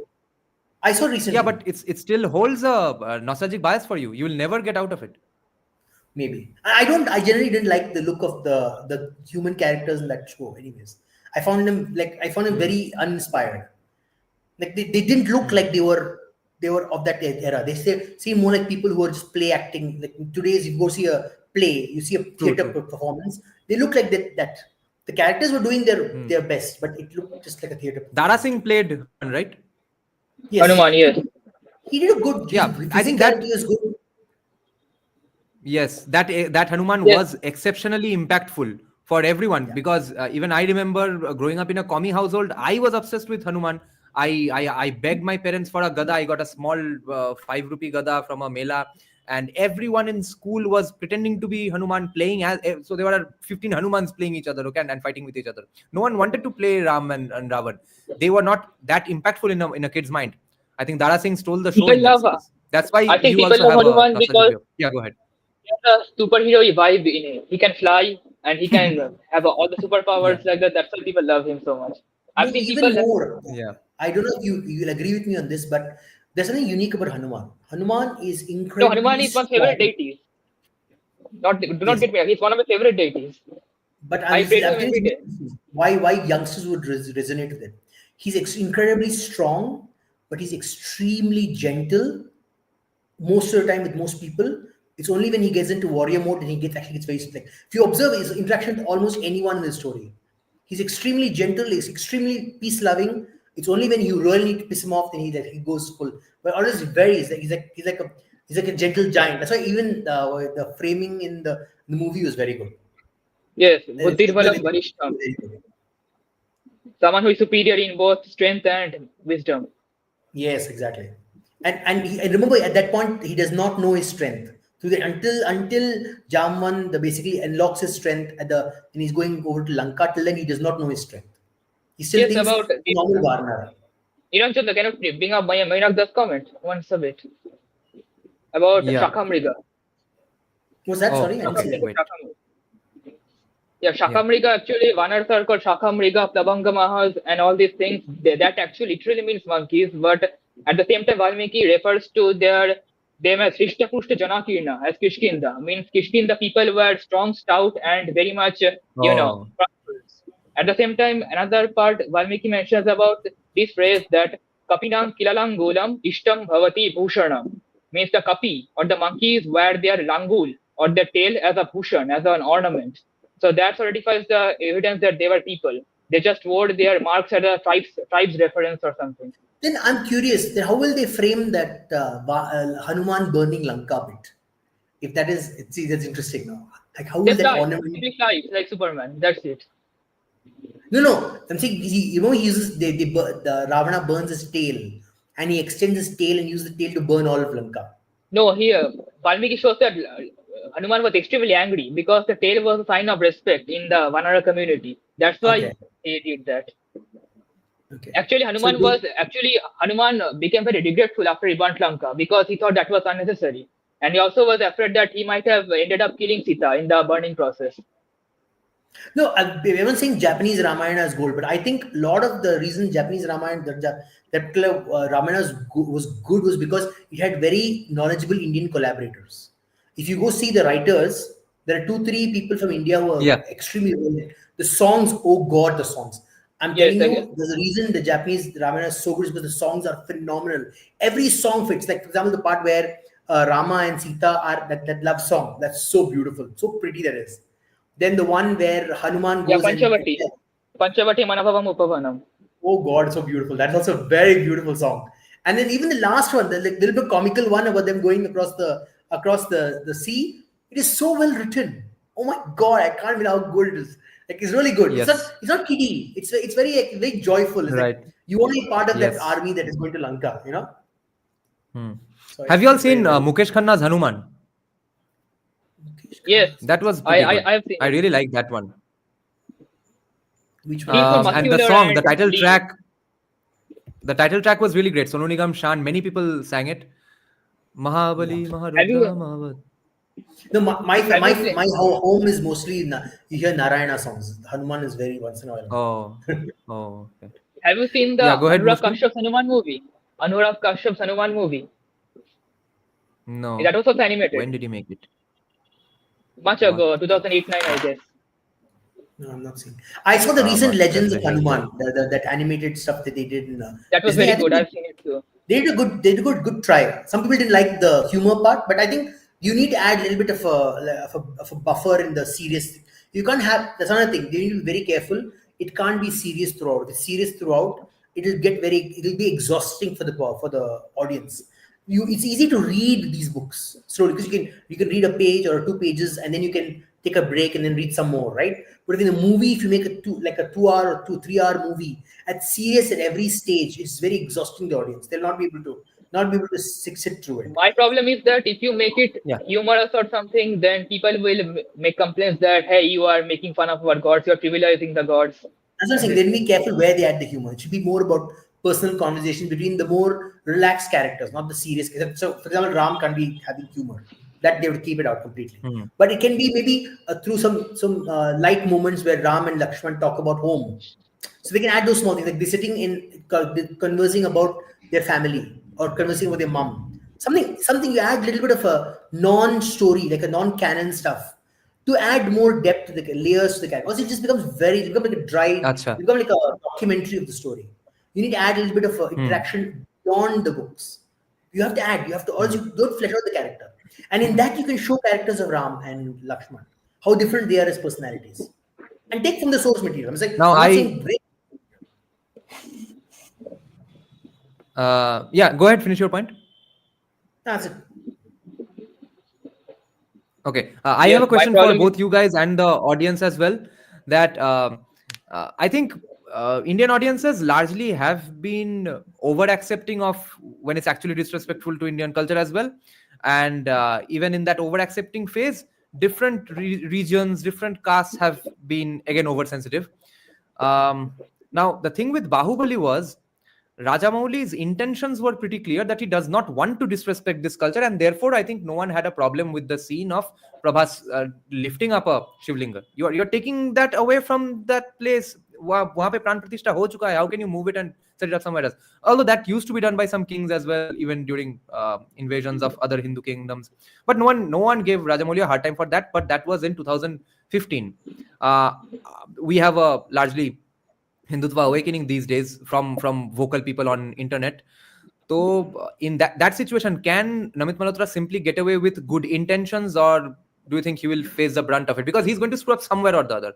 Because we have so many sects and so many eras and so many versions of Ramayana, he will definitely get some FIRs in his name. So how many FIRs do you think he's going to get? See, my worry is certain political groups will cause the problem, not the. I personally feel religious people will not get involved. Most religious people, actual religious people, will not get involved because I have observed this. Most gurus don't care. They're like, our job is to do our tarpanam, our prayer, our daily worship in the mathas and the places where they are set up their ashrams. They don't really care. It's the common public who are attached to stories, the Puranic stories, who are like, I want this connection is important to me. And at some level, my identity is connected to as well, and it affects me. So he needs to be careful of the political people in this country who will take advantage of him to score political points. So if BJP supports the film, then Congresses will start attacking the film, attacking Namit Malhotra, asking for him to be cancelled and shit. If Congress supports the film, then some BJP people will join in. Basically, some nonsense will happen. And regionally, some nonsense will happen as well. So you need to be careful over that. Stay out of politics as much as possible. Second thing is, I think if he sticks to the core lore of the story, he should be fine. It's only when I'm worried when they deviate that it could be a problem. For example, I think was that Kalki?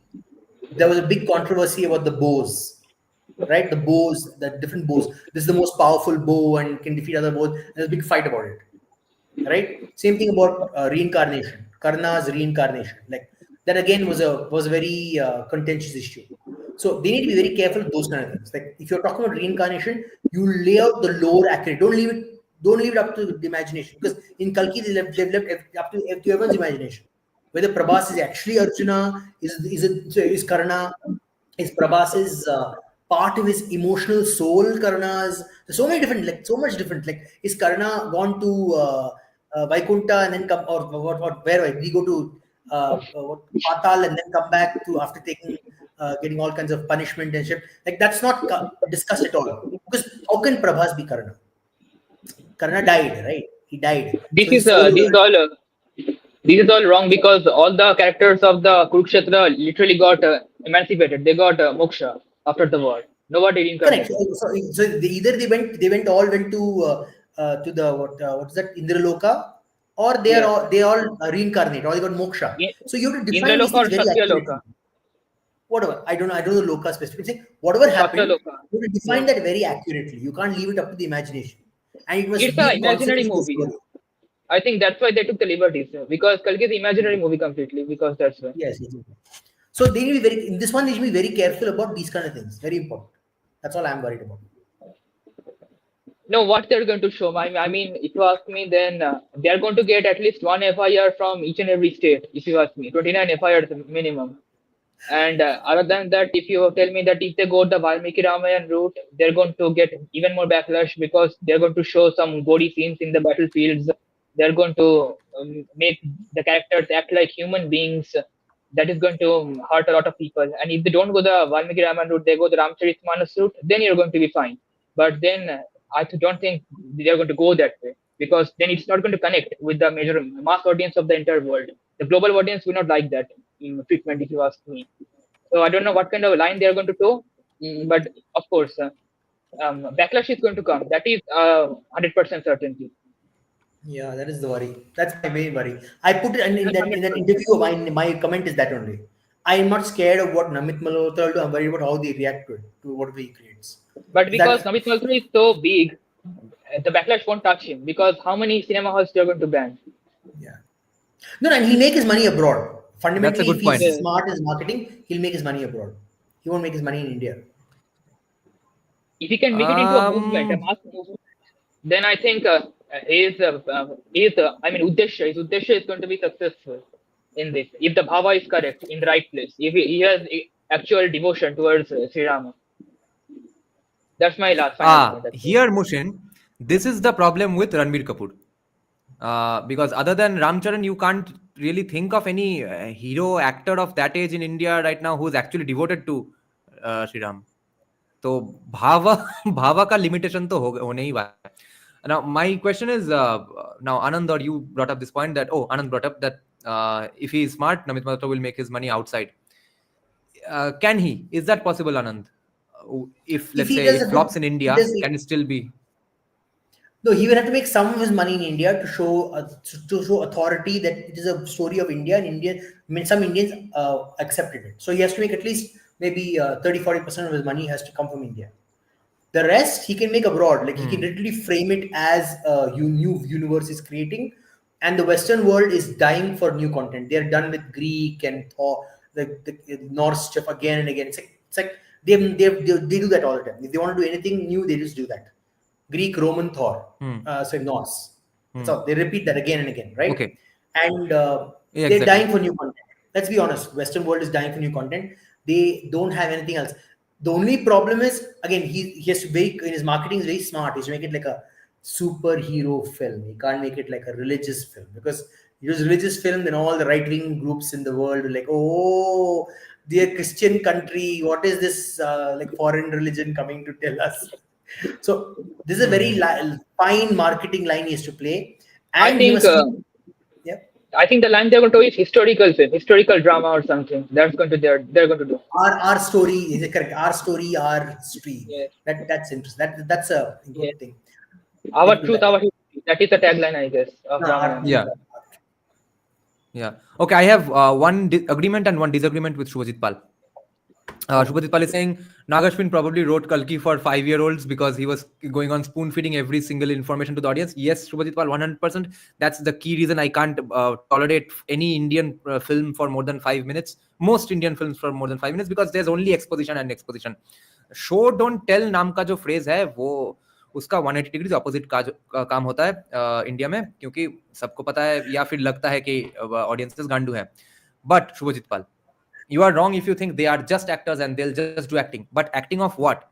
If a guy can't drive a car, how is he going to act like a driver? If he can't ride a bike, how is he going to act like he's riding a bike? So if he doesn't know anything about bhava, what you feel, what you go through when you are truly feeling a devotion for a person, or I mean for a god, you're not going to be able to portray it. And because especially if he looks at references of other actors and all of that's horseshit already. वहां पे कुछ थोड़ा अपना feeling लाना है. That's why Rishabh Shetty shined with Kantara. He actually got into that lifestyle. Yeah, go ahead. Not just that, he got into the mind space of that person. You have to get in the mind space of the character you're playing. It's very important. Or else you don't feel it, you will not perform like that person, right? Yeah. You don't know what it's like to perform like that. You don't know what's the right thing even if you are not devout. Yeah. That's a huge problem. I have a thing here to say that people have been playing Lord drama for thousands of years in our own indigenous dramas and plays that are happening all around our country, various cultures. I think Yeah. that much Bhava you can pull off. Actors can pull off. I think I have that much, at least, little bit superficial trust, you might add, towards Ranveer. Mushin, let me remind you why you are probably 100% wrong, because the lack of religiosity in actors has set in only in this generation, only in Ranveer's generation. Even his father was probably devout. For those Might be. reasons, he's probably going to be completely ignorant about Baba. Rishabh No, is also I from the think it's region, coming actually back. I devout. think Yeah. religiosity is coming back. I don't think that is very true. I just think it's a different form of religiosity. So it is Is more. it coming back in Ranveer Kapoor's heart, in Alia I Bhatt's don't know. heart? It's I'm coming not back in youngsters. the kids, among the kids and masses. Yeah, yeah. It is coming. It is coming in a Ranveer ka to more ho gaya hai. analytical sense. It's not coming in a bhakti sense. So our parents' generation was more bhakti type, like or bhakti or tradition. They're like, my parents did it, so I will do it. So that's kind. Or it is, I actually believe this stuff. Now it's more analytical. It's more Jewish style. You know, where they study the scripts. They're like, oh, this makes a lot of sense. This makes sense to my lifestyle. It makes sense to my philosophical understanding of the universe. Like it's more like that these days, from what I can see. I have a wild take here. VXT, you made a. Yeah, go ahead, Mushin. No, you please go ahead. I will tell later. Okay, VXT, you made a great point, but it's unfortunately not the correct analogy. VXT, see, if you don't show the hands and fingers of Ayushman, then yes, okay, Andhadhun can work, unless you are not talking about the remake. But anyway, if you are talking about the remake, that's the Hindi version is the only one I have seen. Oh, that's the only version, right? There are no other language remakes in India of Andhadhun, right? So yes, I have seen the Ayushman version, and yes, he does a great job. And the camera doesn't show his fingers exactly, so he doesn't have to actually play the piano, but he has to portray the feelings of a musician, right? And there Ayushman did not have a problem because he's a composer himself. तो भाव क्या है वो रणबीर को जानना Also, most होगा. audiences don't see these things. I'm telling you, like 95% of the audience does not know what playing a piano looks like, what playing a guitar looks like. No, They but don't he'll know. have to portray the same joy as a musician. Otherwise, it won't sell. That's you why your the second point feeling. is correct. That's why your second part, half is correct. I have a wild take here. How do you think Yeah, go on. Vicky Kaushal will portray Lord Rama? He would have been good as Yeah, well. he would do a great I job. would have liked him as Yeah. well. But he's got a lot of beard, so people who didn't like the beard look will get upset. Yes, about the intricacies, the details that Yeah, go on. Anand mentioned. Yeah, go on. Anand mentioned about the details, the intricacies in cinema. I think that's the thing that VFX artists break down after the cinema is released. Most people don't Yeah. even notice half of the things that happens in the screen because there are a lot of it. The screen Yeah. is huge. IMAX screen is a 75mm screen. What are you going to look at? Yes. Yeah. No one should watch a movie in IMAX. You've limited focus on what you can see, because especially in movies in Europe, for example, if the majority of the audience is going to see it right now, are going to see the background and they're going to see the foreground, like the full background they're going to see, and they're going to see the characters. They're going to see they're almost nothing you're going to see in the middle ground, like where things happen. They will not be observing that. It's the people who know the topic, like maybe someone like us. Maybe Hanuman is standing in the background. They may observe the way Hanuman is looking at Rama, or the way when the Vali and the Sugriva fight is happening, what are the other characters doing? We may observe it, but most of the audience, the Western audience, go like, okay, these two monkeys are fighting, or these two forest dwellers are fighting. Drama is taking some action against them. That's it. That's all they will get from it, right? So they have to design their movie based on the audience that they are looking at. That's my point. I think I have a point to make Okay, to we have- Slavin. I think Go on. John Abraham will make a good Yeah, go Hanuman, not Rama. John Abraham will make a good Hanuman, if you ask me. I disagree. Yes, John Hanuman is Abraham also wouldn't make a good Hanuman as well, because you need proper Mudgal working out bulk. You don't need. Not just that. ripped, I jacked think John actors for Abraham doesn't Hanuman. have that sweetness. He's very he'd make Mature. he'd make good Vali. He'd make Vali. Yes, absolutely. Vali you'd make. Sugriva, you need someone who's strong but is very he's more like a king, like a very like a sympathetic king. Maybe someone like I'm thinking who could be Sugriva. I don't know. I want to know who the casting for these characters are actually. This will be interesting for me. That will be an interesting exercise to find them out. And see, we are now absolutely invested in the movie, we're discussing what's the movie going to be. I think that's because of Namit Malhotra's podcast. He did a better job of marketing the movie than anyone so far. I agree. Now, Shubhajit Pal is needs to be corrected here again. He's saying Hrithik pulled off Akbar, but he wasn't a Muslim, and there are thousands of more examples of this. Not really. First of all, there aren't thousands of examples, which is why Indian movies in general suck, because it's a lot of people randomly doing something that's akin to acting, but no one's really getting into the skin of the character. Secondly, Hrithik didn't pull off the real Akbar. He pulled off a nice Hindu understanding of a Hindu liberal understanding of Akbar. He's supposed to be a ruthless king who was called the Ghazi of Chittor. He did settler colonialism, and the director whitewashed it, saying, "See, हम कितने अच्छे राजा थे कि हम माल सब लेके भाग नहीं गए, हम यहाँ पे ही रह गए." That was not a good And Akbar. Akbar was ugly. He was extremely ugly. Yeah, and remember, very, very important. Not just he was ugly, his conversion, his reason for doing the mixtures, because he was not able to keep the kingdom. His people were fighting in his kingdom, and he's like, how do I keep political power? So he's conniving.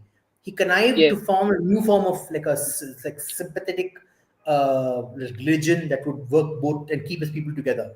That was not portrayed at all. It was sort of some kind of love story within some two pretty people. I'm like, that's not acting. That's just all of that's these people literally like these Akbar Khilji, or they looked like Mongolite features they had. They did not have like Middle Eastern features. Oh yeah. People should know I mean, that. Akbar, by the time of Akbar, I think little bit of would have gone out, because thoda sa unka like Turkic eyes and all would have gone.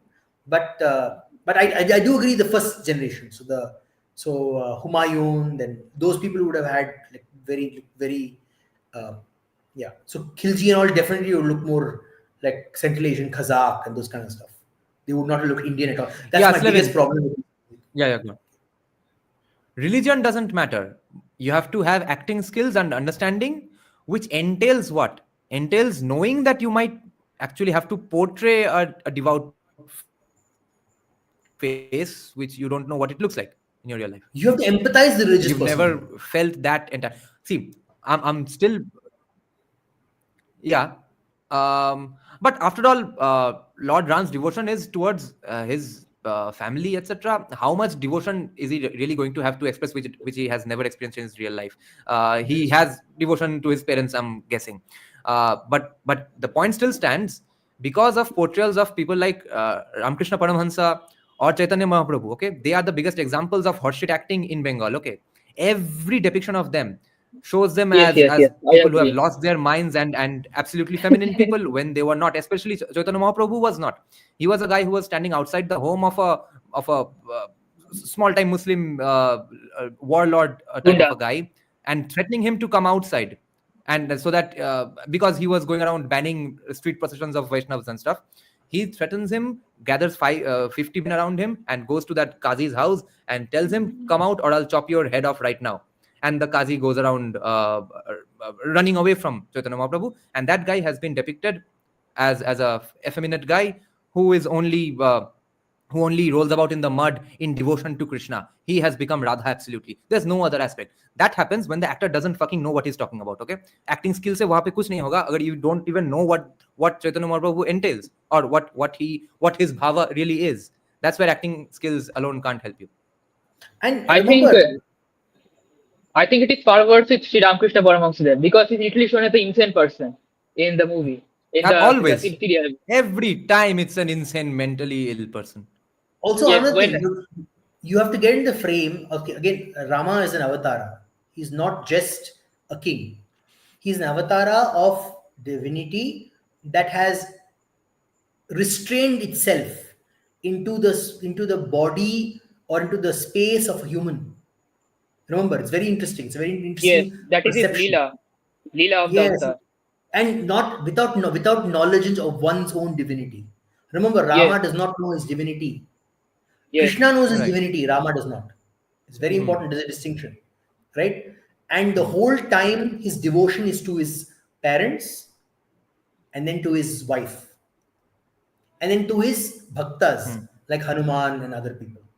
So it is, and then finally to his population, his city, right? So the actor who plays this must understand at each stage how your devotion is different. You're not a god. You are a human being. You're a divinity that is restrained into a human space, but does not know they are a god, but are extremely devoted to 4 different things at 4 different times.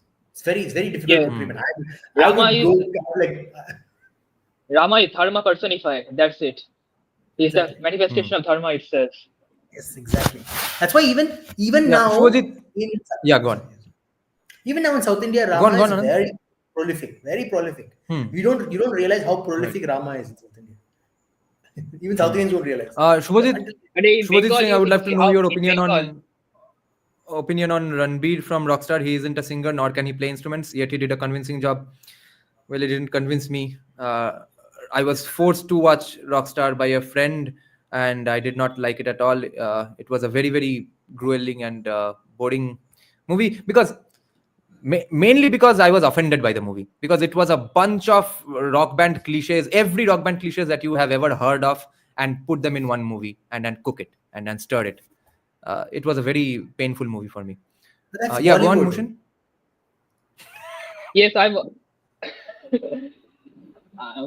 wanted to say that everything that Yeah. Anand said, I completely agree with him. And the thing is that about the music, I want to talk about the music of the thing because I never knew I could have listened to a music or understood about this music if you did not make that video last week or so about the live stream. I think Oh. you should do more live streams every single week or something, breaking down music and music stuff for us. I agree. Yeah, that gives me so many copyright strikes. Plus, I can't do that with StreamYard. That's the problem. Even the Satyajit documentary that we'll check out, we'll have to do it through OBS and Google Meet, because StreamYard's audio streaming quality is horseshit. If Satyajit is seen, if he plays a cello, it will sound like a violin or maybe like a ukulele. I love Right. Vaishali's comment. Read Vaishali's comment. Literally saying, what is this movie, Rockstar? I thought the last movie was Rock On, where the last scene, Che Guevara t-shirt. Rockstar was near about the same time. I think a little after Rock On, right? Very irritating. But on the other hand, I really liked Rock On, and lo and behold, Farhan Akhtar actually can sing and has had rock bands all his life. I wonder if that contributed to his convincing of me. Okay. What's your opinion on Dhurandhar by Adit? It's such a fucking awesome trailer, man. It's a teaser or a trailer? It's a teaser, right?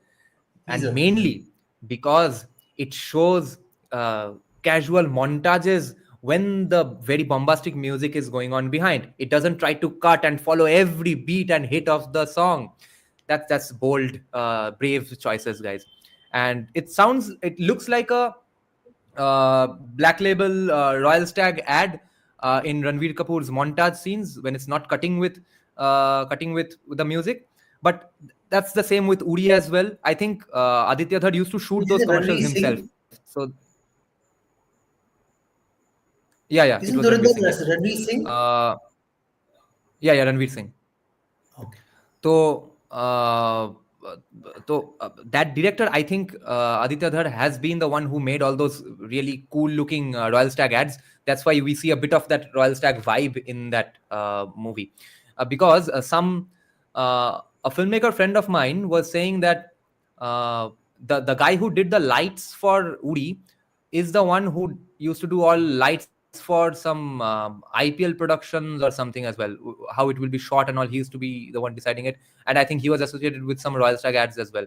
McDowell's number one ads, not just Royal Stag. Remember the scene in Uri where they are having a fun party outside on the lawns and they're discussing how they want speed in the bottle? That entire thing looked like a McDowell or Royal Stag ad. So I think Aditya Dhar has been working on those ads. Uri was phenomenal. Guts and Glory feature. For me, if he can replicate that with Dhurandhar, I'll watch it. No problem. Uri was phenomenal. I think the only smidgen of problem I had was with that stupid robot scene, flying robot scene. Like, I mean, do a little bit more research, guys. थोड़ा सा research करो drones के बारे में, उसके बाद करो. Yeah, drones don't fly like that, like birds. That ornithopter-like design. After 20 years in India, maybe, but at that time, in that particular attack, I'm sorry, not possible. Like, I have to suspend disbelief a little bit, thoda sa. Like, itna bhi nahi. And what is your take on Sai Pallavi as Sitama? I think it's fine. I haven't watched any of her movies. Very fair. And she's supposed to be from Nepal, right? I'm not wrong. how she is as an actor. Yeah, एक Nepali actress को दिखाना चाहिए था. See, एक तो है representation जब करना होगा तब भोजपुरी के मतलब कोई बंगाली को दिखा देंगे नॉर्थ ईस्ट से. अब चांस मिल रहा है नेपाली दिखाने को, रिप्रेजेंटेशन का कहानी बोलने को अब नहीं नेपाली दिखा रहे. Can I reply to Retroverse? Can I reply to Retroverse a little bit? That drone is actually, it's called ornithopter. Hey, hello, ये क्या ड्यून लेके आ गए यहाँ इंडिया में? हैं? No, it actually is. That's what I'm saying. Don't like that kind of things are made in Harvard and Princeton as experimentation, not in real life or military purposes, but they are there. That's what I'm saying. No, I would be cool with the Nepali actor, but like you said earlier, I think they wanted to compensate with the North Indian actor with the South Indian actor. Like they wanted to compensate for us. So let me show you who would have made a great Ma Sita here, a Nepali actress. Sure, if you all are Sanam fans, you all might have seen her in one of Sanam's videos. This woman is a... Yeah, go on. Sai Pallavi is a loser string in this project because it's hard that it's going to make it or break it. How is she as an actress? I don't know. She's a good actress, very good actress. She's a very good actress. Okay. Incredible. But her comments about that's what makes people buzz, you know. Her hate comments are we have to learn, as audiences, we need to get mature and separate the actor from the actor from the political opinions. We have to. Yes, art from artists. It'll be difficult, but we have to learn that maturity is required. Or it become like what's happening, culture was happening in the Americas. Like our society will get stuck. Nothing will happen. Nothing will change. Let's be stuck forever. What is he showing you something? Oh, showing us something. Who is this Gora Chitta?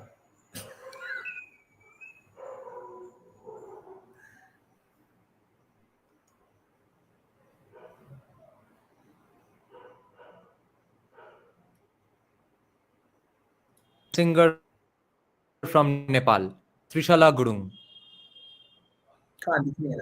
She gives insane, incredible expressions. Just look at her expressions in this song, okay? Yeah, it would work. This would definitely if you listen to the song, you will go crazy anyway. I'm not playing it, obviously, for copyright. She should have played Masi. Yeah, she's beautiful. Yeah, she would be good. Such a great selling point, such a great story, actually from Nepal. Yes. See, look at the expressions. She's a doctor and activist. We can't have nice things. And she sings exactly how well she's expressing. And it's in her face as well. The problem. The problem is there's a big bias against non-traditional Indian-looking women in Bollywood. It just is. Yeah, unfortunately. Yeah. I can't expect someone to spend $200 million on a movie and hope to break those stereotypes. वो भाई Hindi movie में करो जहाँ पे 15,000 में film. There is so much racist nonsense on the internet. No, if they had cast her, I don't want to I don't want to be critical, but there'll be so much racist like chinky ye, chinky wo. It'll be non-stop. Dal diya. I know. I've seen Bangladeshis making racist comments on Chinese. The Chinese people slapping them. There's a video in Shenzhen or Shenzhen, China, where Bangladeshis are making ching chong jokes and the Chinese people literally slap them in the face. I make them beg for mercy or something.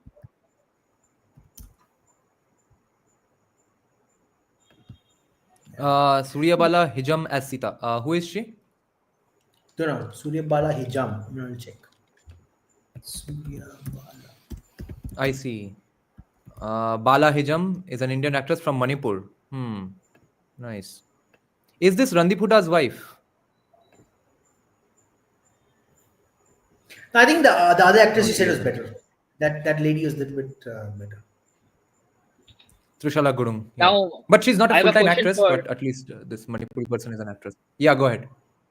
I have a question for you two and also the comment section. Do you think if this Ramayana project prospers and really makes it out, do you think Mahabharata will have a chance for this global audience? Mahabharata cannot be made into a movie. It has to be made into a series. cannot be. Yeah, series. I would- Game of Thrones. I'm talking about. Yeah, it has to, and it has to be done very slowly. It has to be done. You should start with Ganga and Bhishma's birth first. My thing would be this. What is Bhishma's father's name? I forgot his name. Devabrata. Sorry, that's his name. Shantanu. So Shantanu. that story, that specific story, you should do first. Establish that mythos first of Ganga and Bhishma, and how the devas are associated with during Bhishma's birth, and his vrata as a what do you call it? What is it? Forever bachelor. That you must establish that first, Bhishma, because he's the moral center of the story of the Mahabharata, and how a very moral and very strict dharmic person can make the worst mistakes. Like Actually, if you Mahabharata ask me, is not about black and white; it's about grays. Mahabharata has a lot of topics that are actually extremely, lies on pinpoint accuracy in portraying. Because if you make even the simplest mistake, people are going to make extremely bad jokes or offend us or get offended because of our portrayal of the. Take for example, Kunti, Pandu, and what's her second wife's name? Madri. Madri. So that story, for example, how they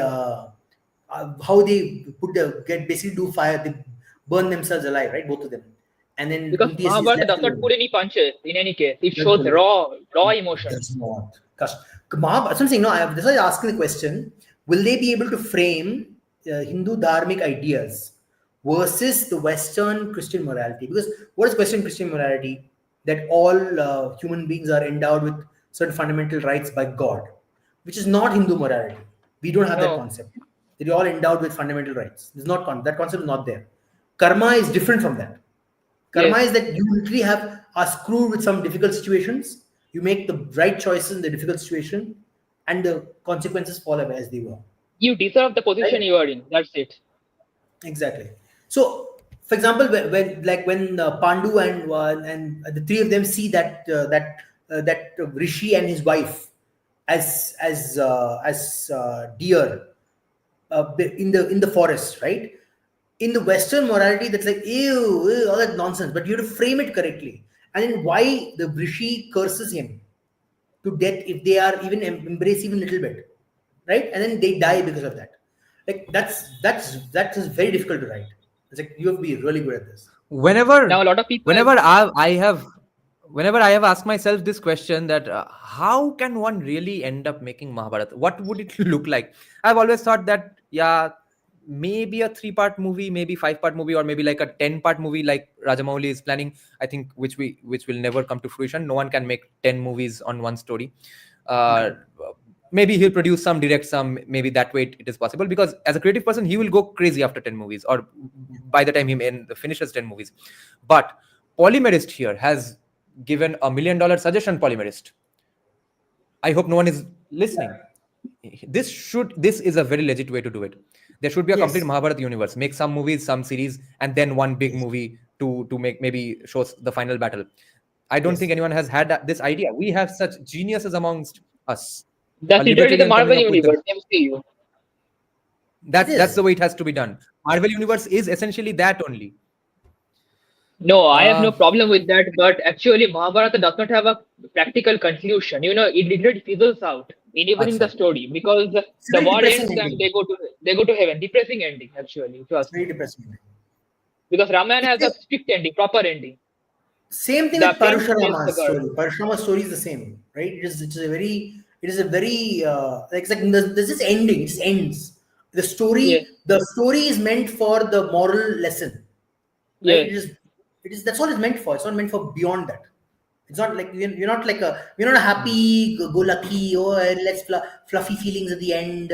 The Sauron is destroyed and everyone's happy, and the Eagles pick up Frodo and Sam, and then they go to like that doesn't work in Indian movies. No, Mahabharata is actually, you can make believe of this because it's actually historical documentation. It's not actually a story, so to speak, but that's how it works also. Because after the war is over, what do you expect after a war is over?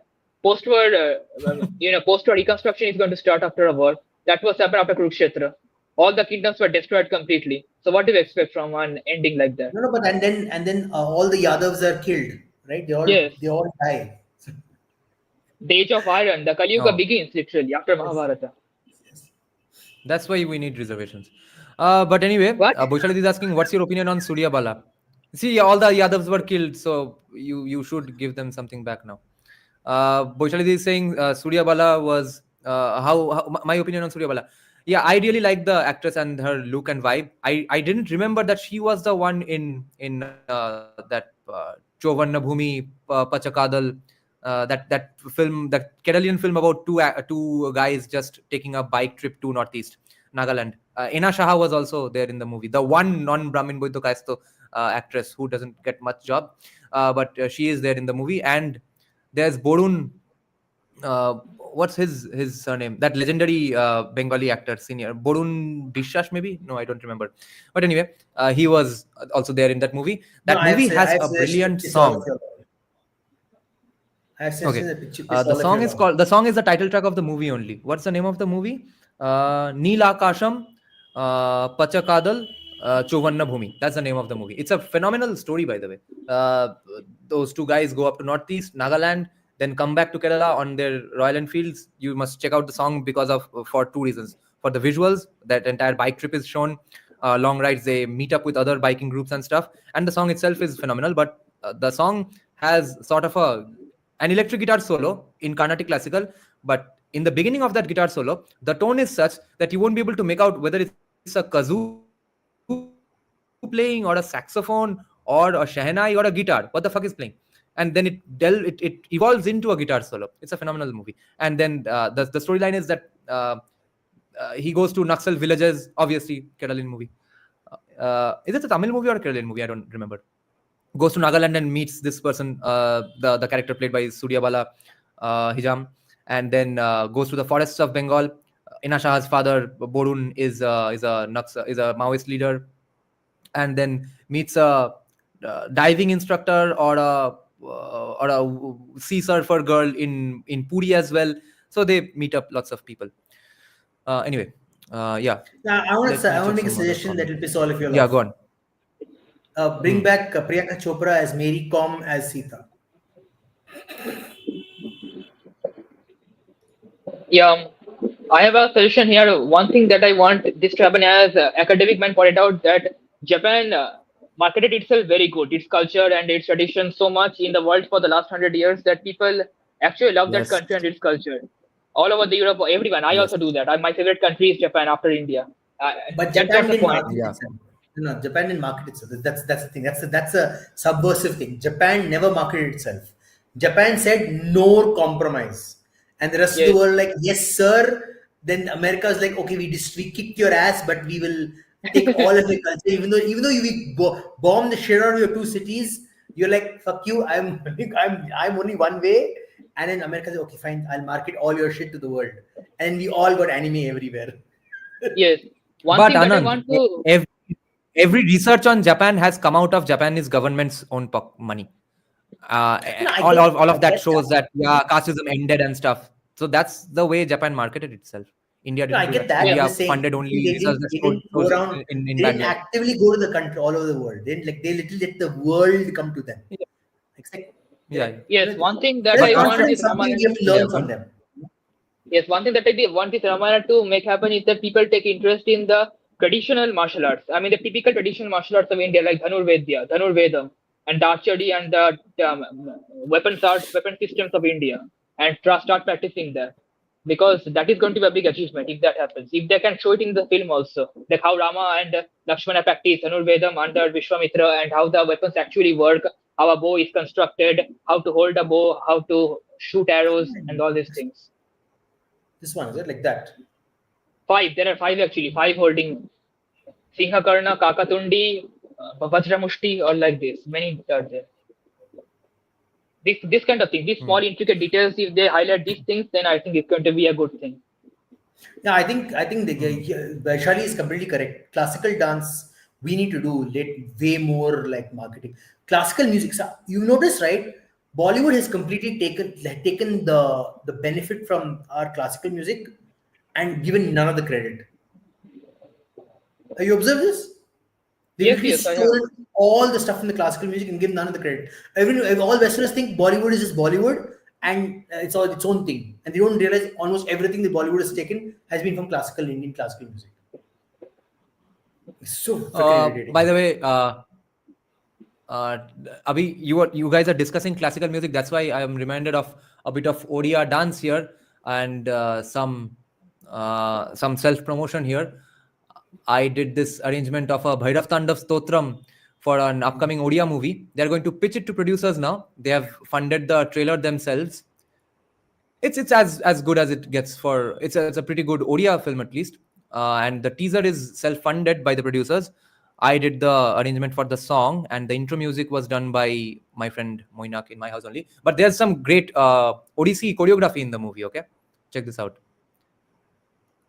The audio quality is going to be absolute horseshit. Okay, because it's StreamYard.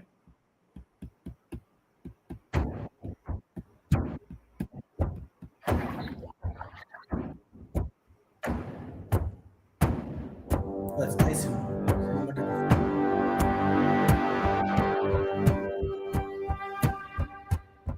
Manava, Danava, Deva, Mahadeva, Kintu Deva Tulya Nuhe.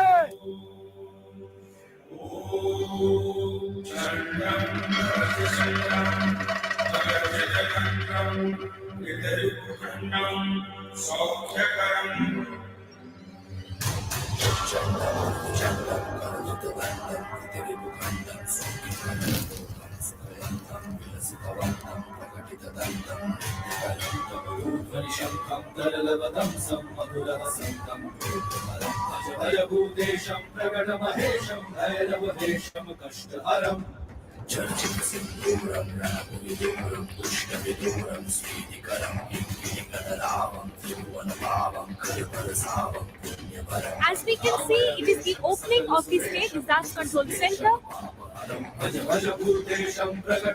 The land of temple will bleed if you don't control the chaos.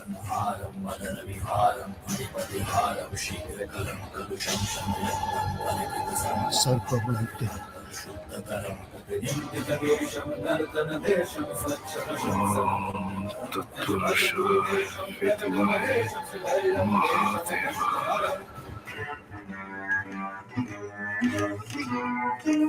is no God. There is no Shiva.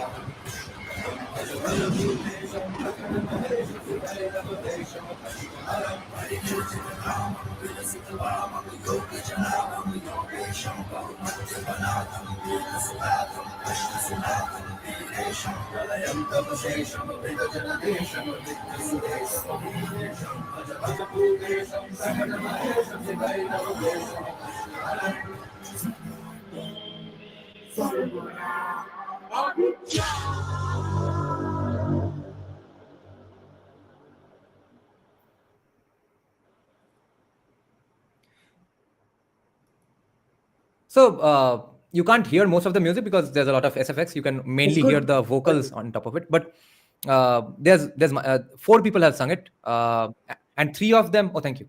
3 of them will be the vocalists for my Kaal Bhairav Ashtakam Vigilance project as well. Okay, it includes me and my friends, the composers of this piece as well, Moinak Kormokar and Mollar Kormokar.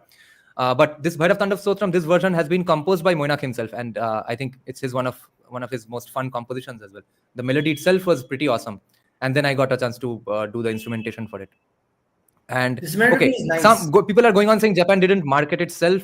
Yeah, go on, Anand. Yeah, say good things about my. No, so I just have cinematic is very good. I just found the I think the VFX, not VFX, was that the screens with the text in between, they're not in consonance with the beauty of the screens of the cinematography. So that needs to match. Yeah. It's jarring when it transitions, right? From beautiful cinematography to that color, red color in the background, this text.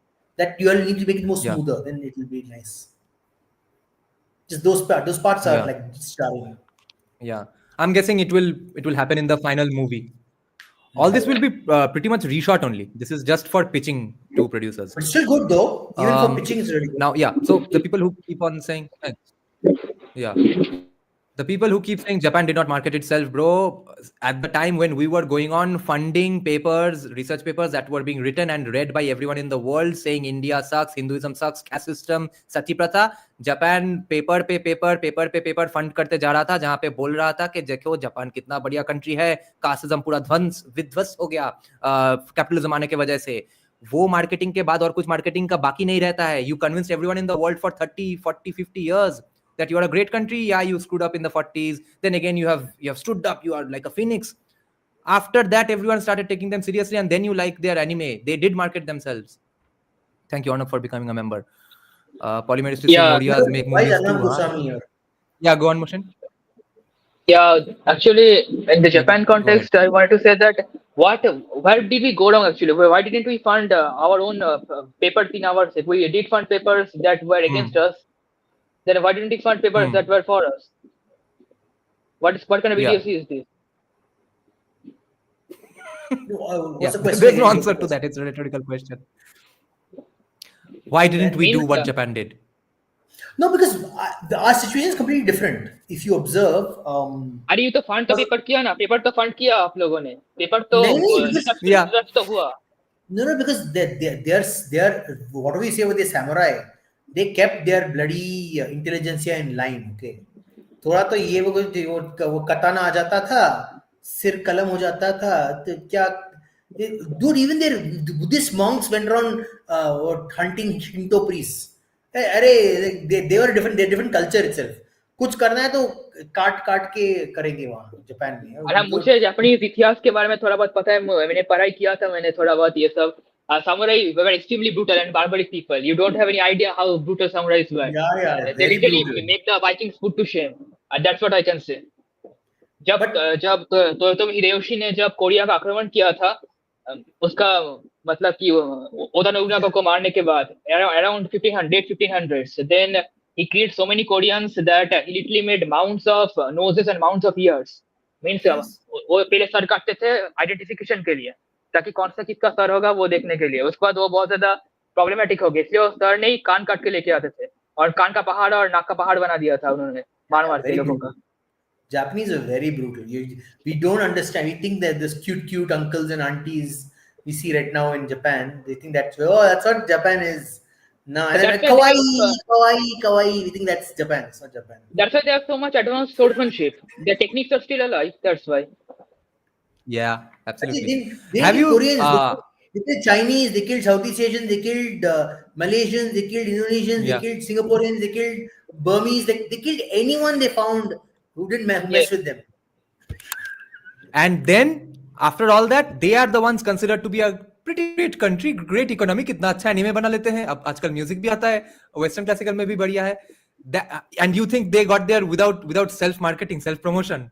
After killing everyone they could set their eyes on and hands on. For those who are interested in Japan-Korea war, you should search about an admiral called Admiral Yi Sun-shin. Admiral Yi was so strong that he defeated the entire Japanese armada, 100 ships with just 13 ships of his own. The Koreans are actually ones we should be praising here. Neon ka comment, they killed themselves ironically. That's true. That's true. Actually, unironically, not ironically, actually. Unironically. So, but now, yeah, go on. No, that's my point. My point is that we turned into a country or a nation of weaklings. I hate Gandhi for this reason. He destroyed India's spirit. He didn't build it. He destroyed it. He crushed it like that. He just, I normally am very peace loving. I'm like that. I'm like what Gandhi wanted everyone to be like. But when I think about Gandhi, I'm like.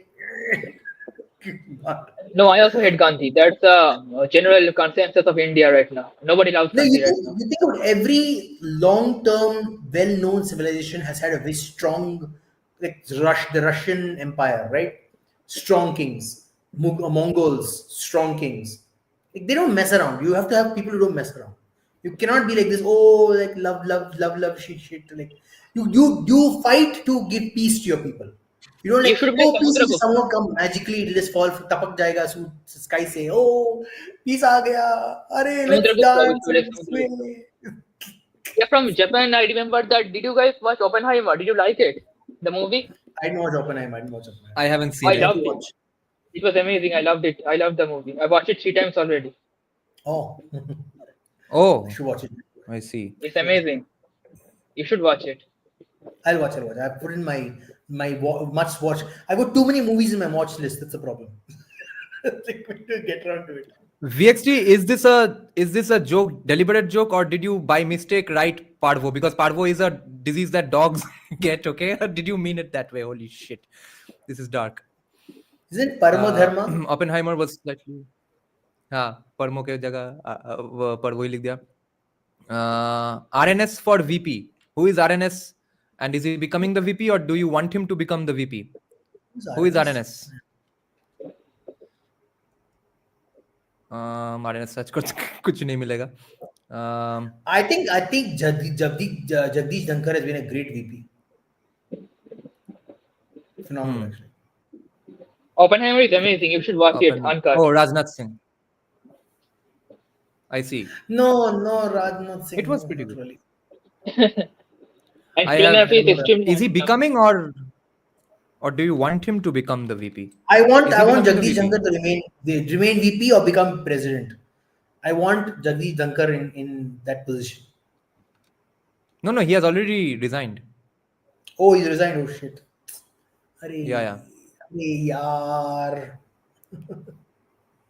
Yeah, Rajnath Singh is probably becoming the VP because the headline says opposition wants PM Modi to lead Polymer is do operations not in joke. debate, Polymer is but do here's not why joke. government prefers Rajnath Singh. Polymerists do not joke, please. I'm gonna dikkara. Like in Kannada, I say dikkara, tumba dikkara. In Bengali, we say thick-card. Dhankar retired from politics. Yes. Fire dal diya. Fire Anything dal. that ends with a in any non-Bengali Sanskrit rooted language in India, in Bengali, we will just not use the word or letter phonetics of a. And whatever is a in the previous letters of any word, in the first, second, third letters, we will just pronounce it as a. And there you have it. Everyone understands each other. And I think Rishabh made a great point that day. I'm very inspired by it. If at all I have to ever tackle Bengali nationalists, I'm just going to demand Bengali be made the national language of India because it's closest to Sanskrit. Polymer is like, I'm Kandiga, bro. Artha aitu lol. When she said, I understood. Nada definitely will be VP. Anand, Rishabh you are is saying Nadu Kannadiga. will be VP. No, I'm a Tamilian. I'm a Tamilian who lives in Karnataka. So You can speak Tamil. I can speak a little bit, yes. Not much. Not very well, but yeah. Tell us something about the language. Do you like the pride that comes with the language? Sorry, say it again. I didn't catch that. Do you like the pride that comes free with the language, Tamil? No, Tamil has a lot of it has a lot of things to be proud of.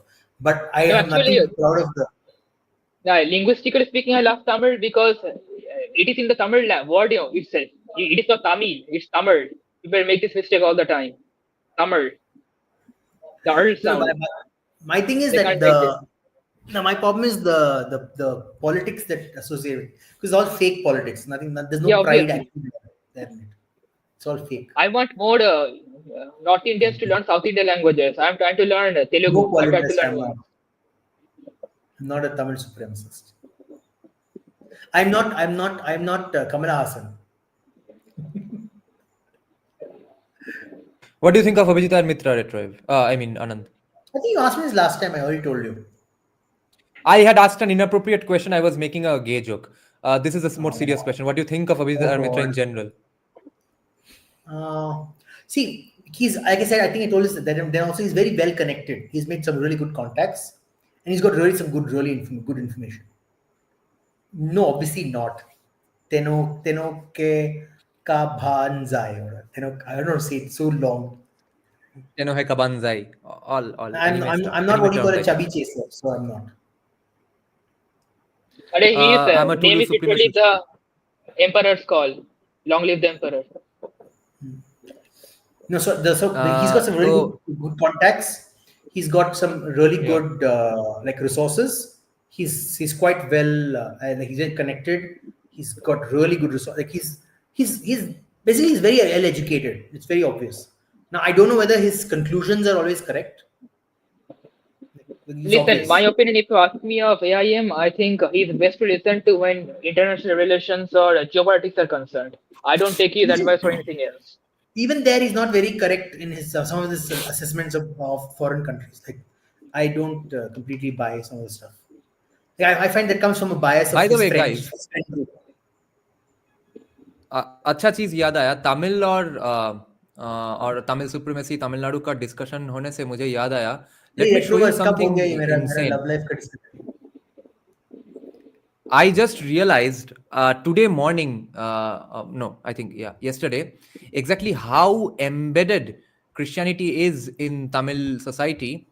When I found out that, have you all heard of a legendary guitarist called Prasanna Ramaswamy? I've talked about him a million times. He's an IIT Chennai physics graduate and then a Berklee College of Music jazz composition graduate.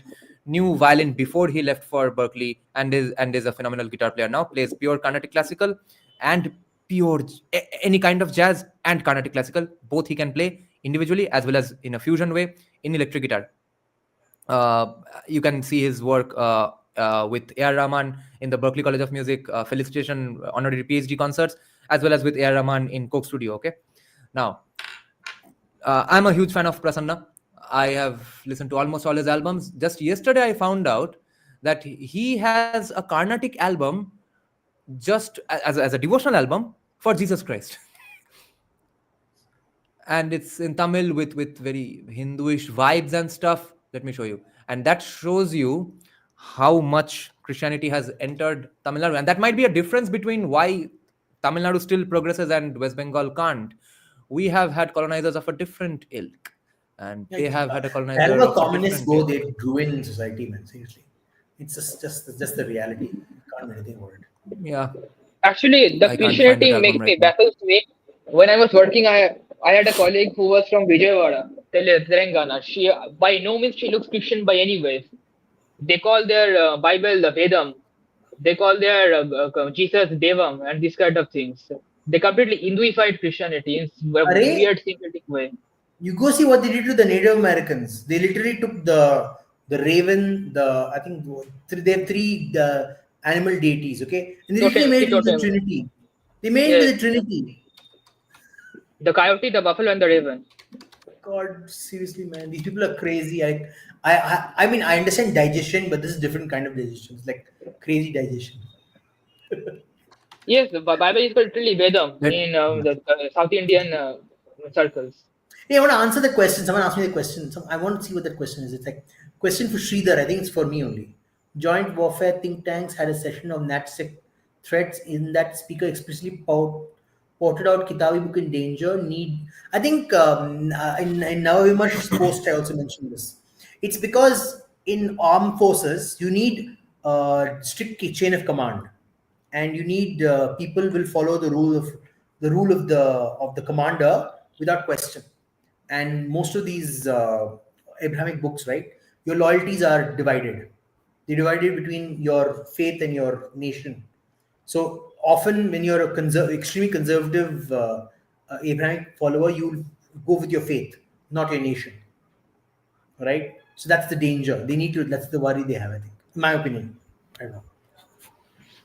I hope that answered the question. So I don't think Prasanna played in this, but someone called Vivi Prasanna is involved in this album. That's why it showed up. But I don't think Prasanna has actually played a guitar in this album. But check this out. Yesena Rudayam, full of devotional songs. And the record label is called Durga Audio. Seriously, man, this is crazy shit. Oh, man. India is such a weird place. Thank you for joining, guys. On this fascinating and uplifting note, I'll see you tomorrow because my internet is horseshit at the moment and I'll not be able to cast anything at this point. Let's do it after my internet has improved. Sure. Thank you then, guys. Thanks a lot, Anand. Thanks, Mushin. Bye. Thanks members. Hope Ramayana turns out to be great. Yeah. Yeah, Thanks, see you. guys. Good Bye night. bye. যদি সবাই ফিরে যায় ওরে ওরে ও ভাগা সবাই ফিরে যায় যদি গহন পথে যাওয়ার কালে কেউ ফিরে না যায় তবে পথের কাটা তুই রক্ত মাখা চরণ তলে একলা দলরে তুই রক্ত মাখা চরণ তলে একলা দলরে যদি তোর ডাক শুনে কেউ না আসে তবে একলা চলো রে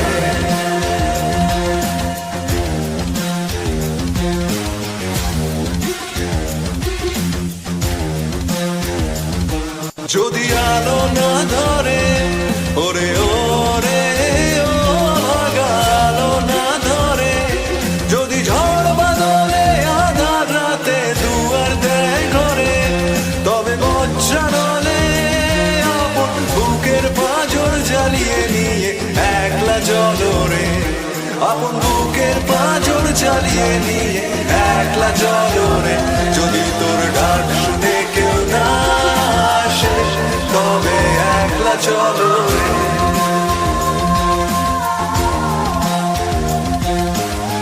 একলা চলো একলা চলো একলা চলো একলা চলো রে